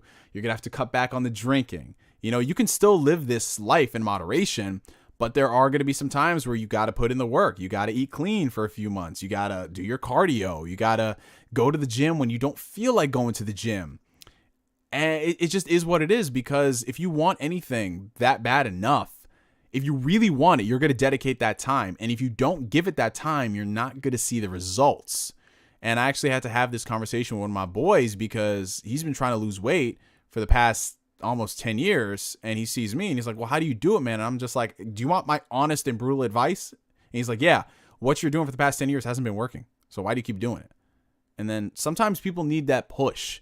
Like, I'm not saying you got to be an asshole to somebody, but if you see them not getting the results, you got to be that person and be like, hey, listen, I can help you out with this if you need any advice. Because, you know, most of the time people, they just don't know, and that's fine. Everyone starts somewhere. I started somewhere. I didn't know what I was doing for like the first 2 years of lifting, which is why I sought out advice from people who have done it, and they've done it successfully. So my advice is just to get in there and worry about that stuff a little later, because you have to get into the routine of figuring out what you like. So whether it's bodybuilding, powerlifting, strongman, fucking yoga, Olympic lifting, CrossFit, MMA, boxing, I don't fucking know, tap dancing, whatever it is that gets you motivated, gets you going, that keeps you happy, that keeps you healthy, go ahead and do it. Because I'm gonna be honest, like, some things out there are not gonna appeal to everybody. Like, I love powerlifting. Powerlifting is fucking dope. You know, I love strongman stuff. Like, just the fact that you just lifting anything over your head is fucking amazing, right? But a lot of people aren't really interested in that. You know, sometimes 70-year-old grandma is not going to be a person who really cares about lifting an Atlus stone, you know? But that's the important thing about being healthy and active. You don't have to be like that to get your life in order. So I would say, yeah, just find what works best for you and treat it as a lifestyle. This is going to take time. This is not like, it was not built overnight. You know, this stuff is years of ups and downs and, you know, thinking like, okay, is this good? Is that not good or whatever? But the important thing is, provided you're making consistent progress all throughout, you're going to get to your goal eventually, whatever your goal may be, whether it's gaining weight or losing weight, you're going to get there. So yeah, just give it your all, like anything else in life. Like I always say this to gamers, because it's always so funny. A lot of gamers are like, well, I can't really dedicate all this time to do that. And I say, okay, let me look at your achievements and trophies. Okay, you got a full achievement list in this game. You got a platinum in that game. You're telling me you couldn't dedicate the time that you'd spend doing that into working out for an hour a day, prepping your meals. You couldn't do that. And the second I said that, it fucking clicks. Like, oh, okay, it's something different, but it's a scary kind of different, you know? Like, riding a bike was hard the first time, but you know what? We eventually learned how to do that. Same thing for rollerblading. Same thing for scooters, which I'm not the biggest fan of because I have many a bad history of scooters hitting my knees and shit. But yeah, that's the gist of it. Alrighty. Okay, we got a couple of super chats coming in. We got another $9.99 super chat from Annie Gamer Reviews. He keeping the lights on this channel. The sad part is Crystal Dynamics went from the first two Tomb Raider reboot games to Marvel's Avengers. Whose idea was it to make it a live service? Was it Square or Crystal? If I'm gonna be honest, Annie Gamer, I think it's Square. Now, I can't say for certainty because you don't know. Maybe it was Crystal. But just looking at the output of games Crystal has put out, why would they suddenly want to do a live service Avengers game? That's so weird. If it was them, I know they probably just want to do a single player Avengers game. And if they wanted to do online, maybe co-op. But that just definitely seemed like a Square Enix thing when you look at what they tried to do with all of their other games and how everything needs to be a universe in and of itself. It reeks of corporate intervention. So, yeah, it's just an example of not everything needs to be a live service game. Sometimes you just need a really good single player game that has co-op. And if the Avengers game was like that, it would have been viewed more favorably. Oh, and then Any Gamer came back with another $3.99 super chat. Thank you for the great content, Neo. No, thank you for, first off, enjoying the content, man. And you blessing the feed today. Thank you, man. Thank you. You can get a McDonald's Happy Meal with that $4.99 I sent you. Yo, Dark Walker, I could fuck around and get some McFlurries. That's what I could do. I don't really eat at McDonald's like I used to. I think the last time I ate at McDonald's was back in September when I was high as shit. It was me and my coworker. We just got fucking McDonald's after work. We're like, yo, let's get some fucking McDonald's. And it was so fucking funny because when she gets high, she's the paranoid type of high. So literally we went to that McDonald's, and because, you know, COVID and social distancing, they have all the yeah, like, they're so stupid, but I understand why they did it. You know, they have the arrows saying only go in this direction. You know what I'm saying? And I remember we were walking in there. Mind you, it was like midnight, you know, because we work in the restaurant industry, so we got off late. And we go into McDonald's, and literally I'm walking because there's no one else in the restaurant but us and the employees. And we're in there, and I'm just walking there, and she's like, stop what you're doing now. And then when somebody says that, I don't know if it's because I'm black, but the fight or flight mechanic just ticks off in my brain. I'm just like, all right, active shooter on the premises. What are we doing? You know? But I just turn around. She's just like, look down. And I'm thinking, is the floor fucking lava? It's like, oh, these are the arrows here. I was walking in the reverse side. She's like, we're not supposed to do this. This is bad. And I said, we're the only person in the restaurant. Stop this now. But yeah, like, I fuck around with the McFlurries, man. McFlurries are the fucking best. They're good. Oh, man.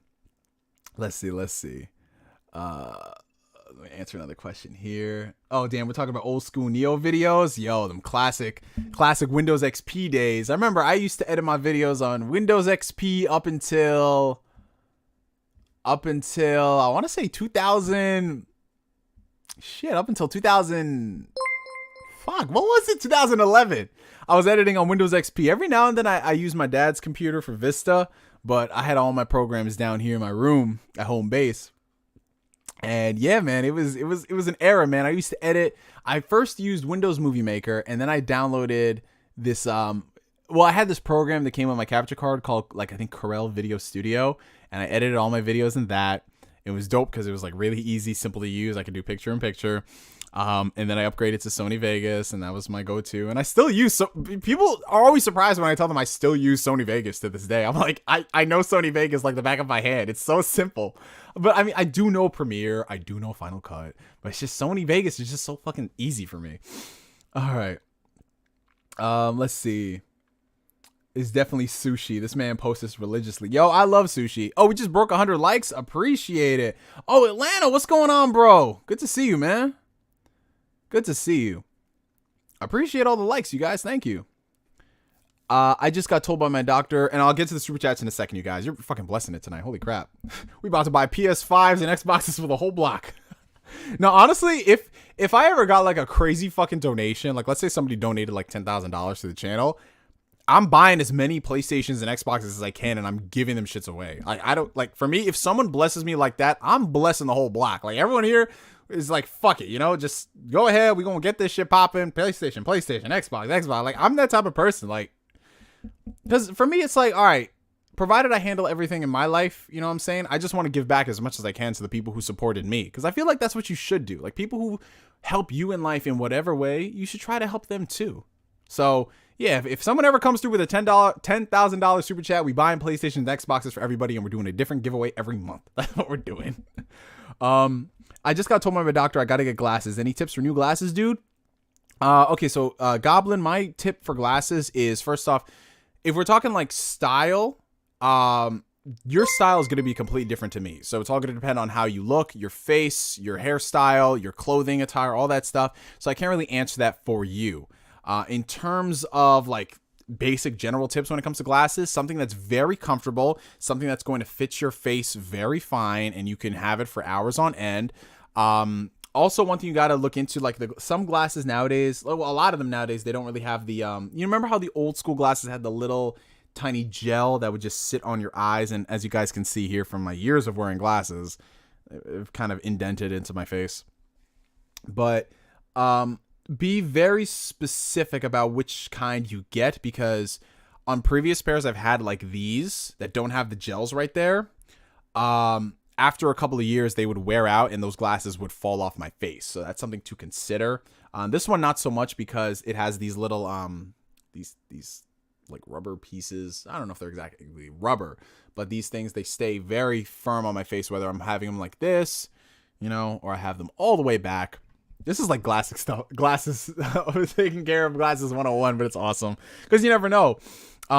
So yeah, definitely look into it. Take your time fixing the frames, and don't be afraid to get a second opinion from any of the people who are there, like your eye doctor, maybe their assistants, to see how they would look on you, because it's always good to get a couple of different opinions. Like when I picked out my glasses, I had a couple I liked, but then I had the person who was fitting me, and she said, okay, let me just see how you look normally in clothes. Let me see how this pair would look. Yeah, and she really helped me out. All right. Okay, so now onto the super chats. $5 super chat coming in from Marcus Doyle Terrell. I've been eating chicken and rice and mixed vegetables, and I've been seeing excellent results for my body. So what else can I cook that's the equivalent? So chicken, rice, and vegetables is like the most basic bodybuilder meal, because, you know, you got your protein, you got your carbs, and you got your vegetables, which is good if it fulfills all that stuff. The only thing I will say is that chicken does not have the most nutritionally dense profile compared to all the other proteins out there, like eggs, salmon, beef, things like that. Chicken is very, very neutral, but it's also the cheapest you can get that's very lean. So I would say one thing that I really love is I love salmon. I love salmon. It's my favorite fish to eat. So I just mix it up. Instead of chicken, I'll have salmon, and I can cook that so many different ways than chicken. And just in general, you have to mix up the variations. So you have to make meals that you can consistently see yourself eating for an extended period of time. So that chicken, every now and then, when I have like the chicken breast, what I would do is like I would season them differently. So one week, if I'm meal prepping chicken, I would have like a barbecue teriyaki chicken, which is like this little concoction I made myself with seasoning and marinade, and that shit is bomb as fuck. Likewise, I might have more like Indian style with the spices and everything to make it different. So yeah, it all comes down to making sure all your macros are in order, so your protein, carbs, and fat, and then from there, season to taste, like season things that you actually enjoy. But for me, like on an average day of eating, what I usually eat, like right now, I'm bulking, so I'm gaining mass. So like today, for example, I went to the gym, came back, I had a protein shake. Then after that, because we celebrated Easter today because we're all busy on Sunday. So you know, my mom made lamb, and she also made like homemade mashed potatoes and a bunch of other stuff, so that was like my meal. And then afterwards I'm gonna go ahead and I'm gonna cook myself my salmon. I'm gonna have that with some rice, got some veggies and a whole bunch of stuff. I'm very basic when it comes to these kind of meals. I don't go too extravagant because at the end of the day it has to be simple, effective, nutritious, and get in and out as soon as possible, because you know you got to keep eating. But then every now and then I'll have like a can of sardines. I love sardines. I grew up on sardines. I'll have sardines, and then maybe on the side I'll have like a couple rice cakes, or you know, I'll have like cottage cheese and some carrots or something if I wanted to feel like protein and stuff like that. And then like for breakfast in the morning, I'll have eggs. I make protein pancakes, so I'll have those, or protein flapjacks, whichever. Like there's a lot of stuff that you can make, man, especially as you get deeper and deeper into this stuff. And it just all depends on how flexible your diet is and what foods you can tolerate versus what you can't. So I know some people have like gluten allergies, so they can't eat a lot of bread or things like that. A lot of people have whole wheat allergies, so they can't have any of that. So yeah, it just all depends, man. But what I would always say more than anything is just focus on what's the most nutritiously dense, because you're going to get a lot more out of nutritiously dense foods versus foods that are just protein or carbs or fats. You know what I'm saying? Like you want to have the foods that are rich in vitamins and minerals, like your sweet potatoes. You want to have the foods that are high in omega-3s, like your fishes and things like that. All right. $10 super chat coming in from Gustavo Bravo. In the last 4 years, I went from 267 pounds to 207 pounds. It wasn't a walk in the park, but it's a hell of a lifestyle. But my plan as of now is to lose fat. I'll worry about gaining muscle later. Well, that is awesome, Gustavo. Congratulations to you on losing 60 pounds, man. That's a good percentage of your body. And like you said, it wasn't a walk in the park. It's literally up and down, you guys. Like every day you're going to be questioning yourself. But you know what? If you want something bad enough, you're going to dedicate time to it, just like Gustavo did here. And, you know, more power to you, man. One thing I will say is, lose as much fat as you can. But at the same time, if you do start going to the gym, start lifting some weights, because that is what's going to transform your body more than just losing the fat. Because you're going to lose the fat, but you're just going to look like a skinnier version of yourself. When you start weight training, whatever it is, that's when your body changes. Like it fundamentally changes, like your shape, your structure. And that's when you start looking like a real different person. Like if I showed people, I'll go ahead and hold on 1 second here, people. Oh God. Fucking easy pass, raising the tolls again. Yeah, that's the one thing that sucks about living in New York. Everything just gets more expensive and it doesn't get better. Ridiculous. Hold on 1 second, you guys. I'm trying to load this on my IG. I should really just get like load on my Instagram on the web so you guys can see that easier. I'm trying to find a photo of when I first started. Hold on. Okay. So if you have fragile masculinities and you can't look at other dudes shirtless, then I suggest turning off the stream right now. But here, hold on. Let me go ahead and view through OBS. Okay. So here, as you can, did I put the brightness all the way up? There we go. Okay. So here, as you guys can see, on the left is me when I first started. When I first started lifting like 7 years ago. Can you focus? There we go. All right. So here on the left, that's when I first started lifting. So that was like back in 2014. Right? As you guys can see here, like big love handles. Okay. Right. There we go. So as you can see, I had like big love handles. I had man boobs and everything, you know, and I was really frustrated with that. And then this is me how I look. Well, this is me from last year when I was more cut up, like during the quarantine and everything. But yeah, it literally took years to achieve this shit naturally. And it was just a lot of ups and downs. It's literally all about the time you put in, because you get 100% of what you put out. You know what I'm saying? Let me try a more recent one. All right, so this is what it look like more now. So the one on the left, that's when I was at my leanest, like 2015, when I was at my first cut. As you can see, I don't... Damn it. I'm trying to... Oh, fuck. It's because the fucking light. I'm trying to get this. All right. But if you guys go on my Instagram, you can see this shit. So the left is, like I said, you can see like no muscle whatsoever. I was really skinny. And then on the right, that's how I look now when it's not fucking... You guys get the gist. If you want, just go to my Instagram, at PhantomNGS. You guys will see. But yeah, the important thing is just to keep on keeping on, man. That's what it's all about. All right. But thank you for the super chat, Gustavo. And, oh, damn, Marcus Dorotterell, blessing it. All right, I'm going to go through all these. So he donated 2 $5 super chats and 1 $2 super chat. So he's got a couple questions. How crazy do you get on your cheat days? Well, it depends. So if I have been dieting for a while, if I've been eating very clean for a few weeks, on a cheat day, I might get a little ridiculous. Like, sometimes on my craziest cheat days, I would go to IHOP. I would get 2 entrees, not 2 like little things, 2 full entrees. So that would be like a full-on breakfast scramble. I'd get like a tall order of pancakes. I usually get like a sandwich or something crazy. I love IHOP. I love breakfast food, as you guys know. So I would get that. And then depending on how ridiculous I want to be, I might go get some ice cream. I might go get some like chips or something like that. But here recently, like in the past, I want to say year or so, I've been dialing back my cheat days to things that are more reasonable. Like, so for me now, a cheat day is like going out and having a burger with fries and all that stuff, or, you know, going out and getting sushi or ice cream or something. Not as ridiculous like as it used to be back in the days. But every now and then it's cool just to give your body a reset. Like, yo, like I don't eat these things normally, and I eat them, and it's like, oh my God. Sometimes I crash. Like, I remember the last time, oh man, this is like 2 years ago. Last time I did this after I didn't eat carbs for months. I killed it at IHOP, then I went to Domino's and I bought myself a whole fucking large pie to myself, ate all that shit. Oh man, it was crazy. Like the next day I was sweating in the gym because of everything in my system, but it was dope. Here's a big question. Have you ever been told that you talk white? How do you deal with it? I usually roast them.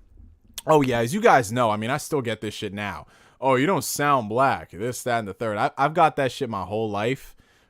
Going on almost 30 years, and honest to God, these days I don't even mind it, because if somebody is that ignorant that they attribute speaking properly, enunciation, things like that with talking white, they're contributing to the problem that they say they hate the most. You know what I'm saying? Like, oh, don't put black people in a box. Well, you're putting a black person in the box because they don't speak like a stereotypical black person.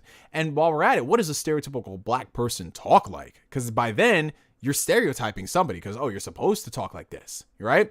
There was that whole controversy with the Indian community. Like, we want to stop being represented as people who speak, you know, like fucking stereotype caricatures, right? So the thing about the black community is that, like, we are sometimes our own worst enemy, and people don't want to realize that shit. You know, like a lot of the shit that they say, like, oh, you talk white, or, oh, why are you into this nerd stuff? That's for white people. That shit is the most damaging and toxic stuff you can do, which is so funny now because everyone's trying to hype up all this stuff like anime and all the comic books and blah, blah, blah. Like, niggas is hype about Endgame, but they were roasting you for reading comics back in the day, you know?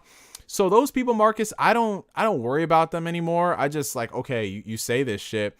I usually roast them by saying, oh, so you like being a stereotype then? And they're like, what do you mean? Then they get mad and they get flustered and they say, oh no, fuck you. You know, like it's shit like that. I've gotten it all the time. Like, oh, you talk white, you sound gay. I'm like, okay, so I sound gay. All right.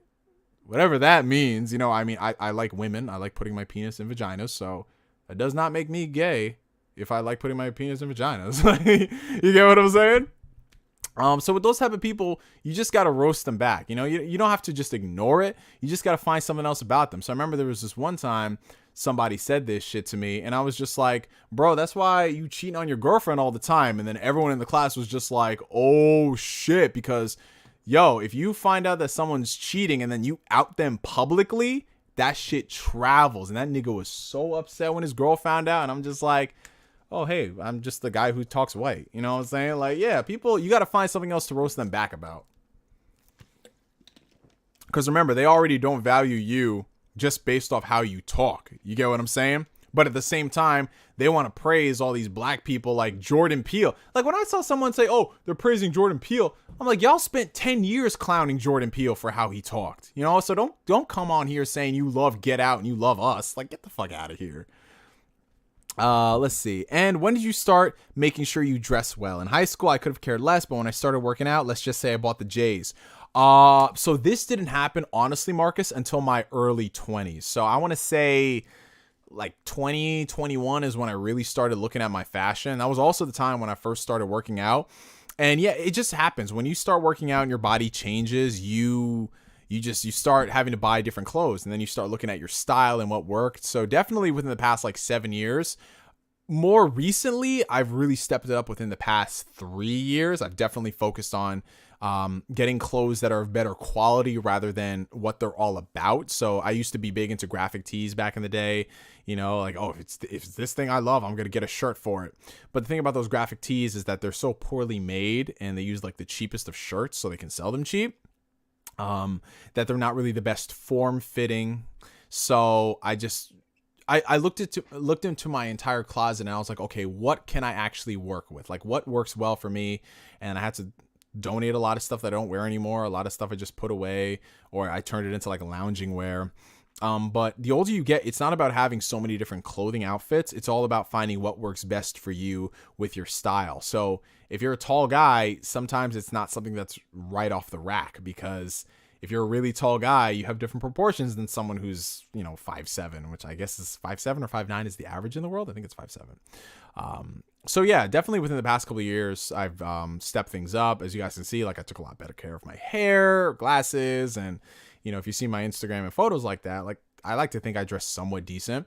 But again, it's an investment in yourself, similar to all the other things we talked about. You have to put effort into that, and you have to do your research into your styles, and getting second opinions about stuff is very important. So talking to people who will actually tell it like it is, rather than, oh, that looks good. You know what I'm saying? Like one of my homies, I take him with me every single time I have like a big clothing. Like if I ever want to transition my style into something new, I always take him. I'm not saying this is a fucking stereotype, but it just so happens that a lot of the gay friends that I have, they know shit. They just know how to fucking dress. They just know how to do everything, and they know how to dress themselves and dress other people. So I remember the first time I had a big clothing like, okay, I want to change my style. I took one of my homeboys, and he's so like the stereotype gay person. He's so fucking sassy and posh and everything, like well coiffed with his hair. And I remember he was just like, okay, so just go pick out clothes, and I'm gonna wait outside here, and you're gonna come outside, and I'm gonna judge them. I'm not gonna say anything, right? So I was like, okay. So I go in there, I got my first fit, and he was just like 6 out of 10. And I was like, 6 out of 10? I thought it looked like at least an 8 out of 10. He's like, no, that is a 6 out of 10. Where are you going to go see your grandma or something? I was like, damn, bro. Like, it's so funny, man. Sometimes those gay dudes, they be on this shit. They be on it. But yeah, it's that's just a funny story. But yeah, thank you for the super chats, Marcus. I appreciate that, bro. Oh man, so this is crazy. Like I said, we all start talking about random shit over here, guys. We went from talking about games to life coaching advice to working out, and that's why I love doing these streams. It's so cool.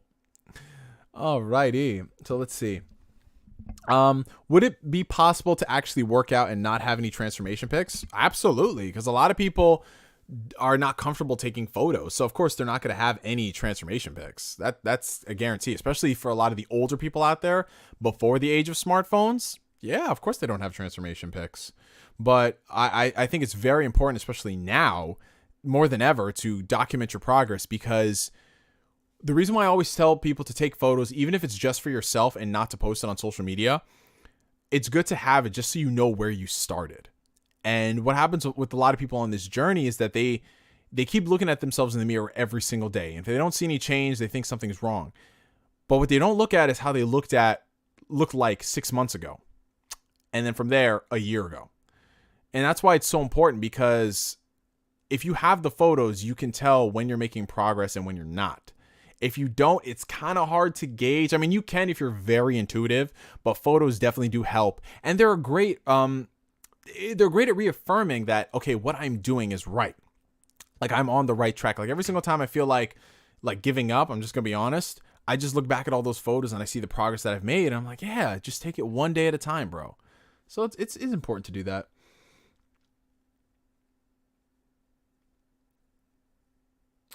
With what has happened with Square Enix's Avengers, we have a lot of questions about the Avengers tonight. Do you think Marvel Games will choose the developers for any characters wisely? Yeah, I think going forward after the Avengers, Marvel is going to be very selective, because when it came to Marvel Games, they didn't really establish that they're getting back into the game market until Spider-Man PS4 came out. So yeah, I think the Avengers was a product of before that time.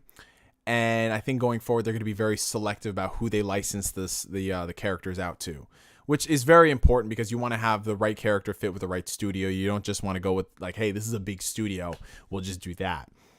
Because the last thing I want is for them to come out with, let's say, a Black Panther game. The game is absolutely terrible because they gave it to EA, and you thought that, oh, it's EA, they're a big company, they can make it great. And then, yeah, Wakanda is $4.99 DLC charge.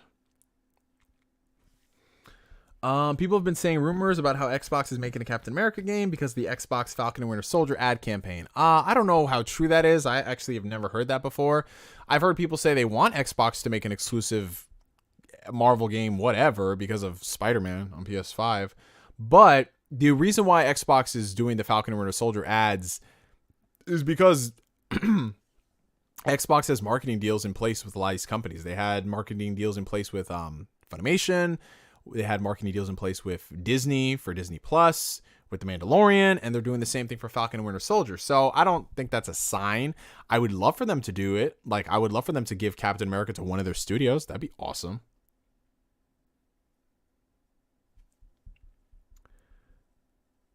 Hey, what's going on, Havoc? How you doing, brother? Hey, long ass day, man. I feel it, bro. Like, yo, you just got to crack open a cold one with the boys.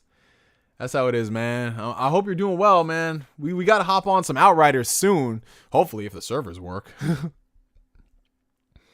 We can be our own worst enemy at times. I do agree. Yeah, that's why I always tell people, like, it's good to be tough on yourself, but also realize that you are your own worst critic. Like, yes, there is room for self-improvement and development, but at the end of the day, if you keep thinking of yourself as a piece of shit, you know, you're not going to get anywhere in life, man. Like, when I first made the change to want to better my health, that came with me thinking, oh man, I'm not happy with where I am right now. Not me thinking, yo, you're a piece of shit, you're terrible, you're a failure. It's completely different.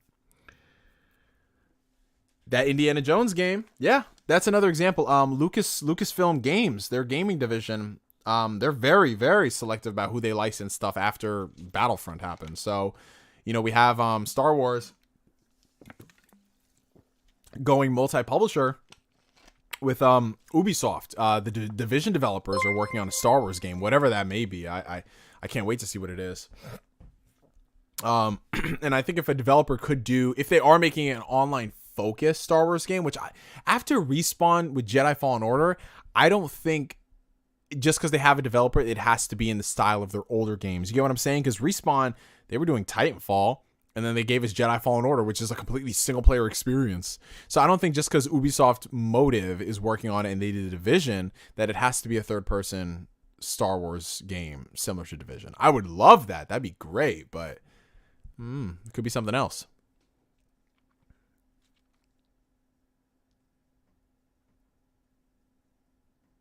Mandalorian Xbox game. That would be pretty hot, but I don't know. I feel like if Microsoft approached Disney saying we want to make an Xbox game about the Mandalorian, it's up to Disney to figure out what platform they want to put it on, right? But if Disney went to fucking Xbox and said we want a Mandalorian game from this developer, Xbox could be like, okay, but it's going to be exclusive to our ecosystem. You get what I'm saying? Which is why I think that's how the Indiana Jones deal went down. Because if you look at it, you guys, I'm not saying Indiana Jones is multiplat, but the fact that they announced the game and PlayStation has still not talked about it. Yeah.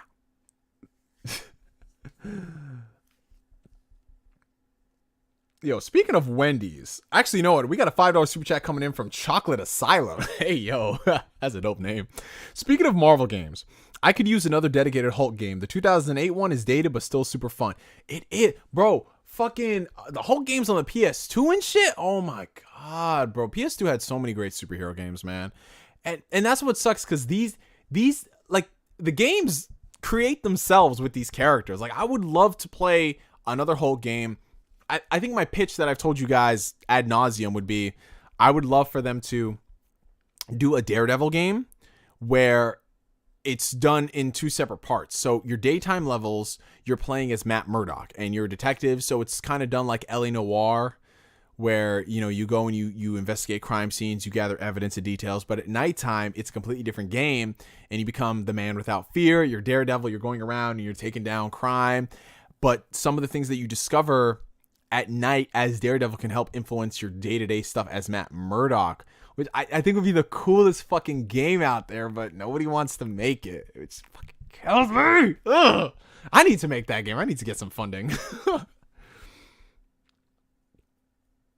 Oh, man. I would love to see more of them superhero games, seriously.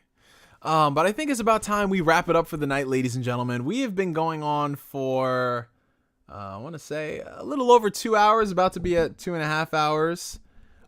Very, very fun stream, you guys. As always, it's always a pleasure to be in y'all's presence as we chop it up about whatever. Thank you guys so much, seriously, for taking the time out of your day to come kick with me. If you guys are here and you haven't already, make sure you click that like button. It helps out the channel tremendously. Sends it out to the aether. As you guys know, I got to get that printed on a shirt. And thank you guys so much from the bottom of my heart for coming through and kicking it. Thank you so much, everybody, for the super chat donations. You guys are the best. And yeah, as far as new content coming to the channel, the Xbox headset video is almost done. So I know for those who are on the fence about it, that video will be coming out soon, in addition to the whole topic about Outriders being on Game Pass, Godzilla vs. Kong. It's going to be a busy week next week, so we're going to get a couple of videos out. In addition to the Dragon Ball podcast, which will be out, I want to say, towards the end of the month. And a whole bunch of other stuff that is going to be going down. So yeah, you guys, enjoy the rest of your evenings, your afternoons, your mornings, what have you. And yeah, continue to be awesome, continue to be excellent to each other, and just continue being the genuine, amazing people that you guys are today. So from here for now, my name is NGS, signing out. And like always, I will catch you guys later. Peace out, you guys. Have a good night.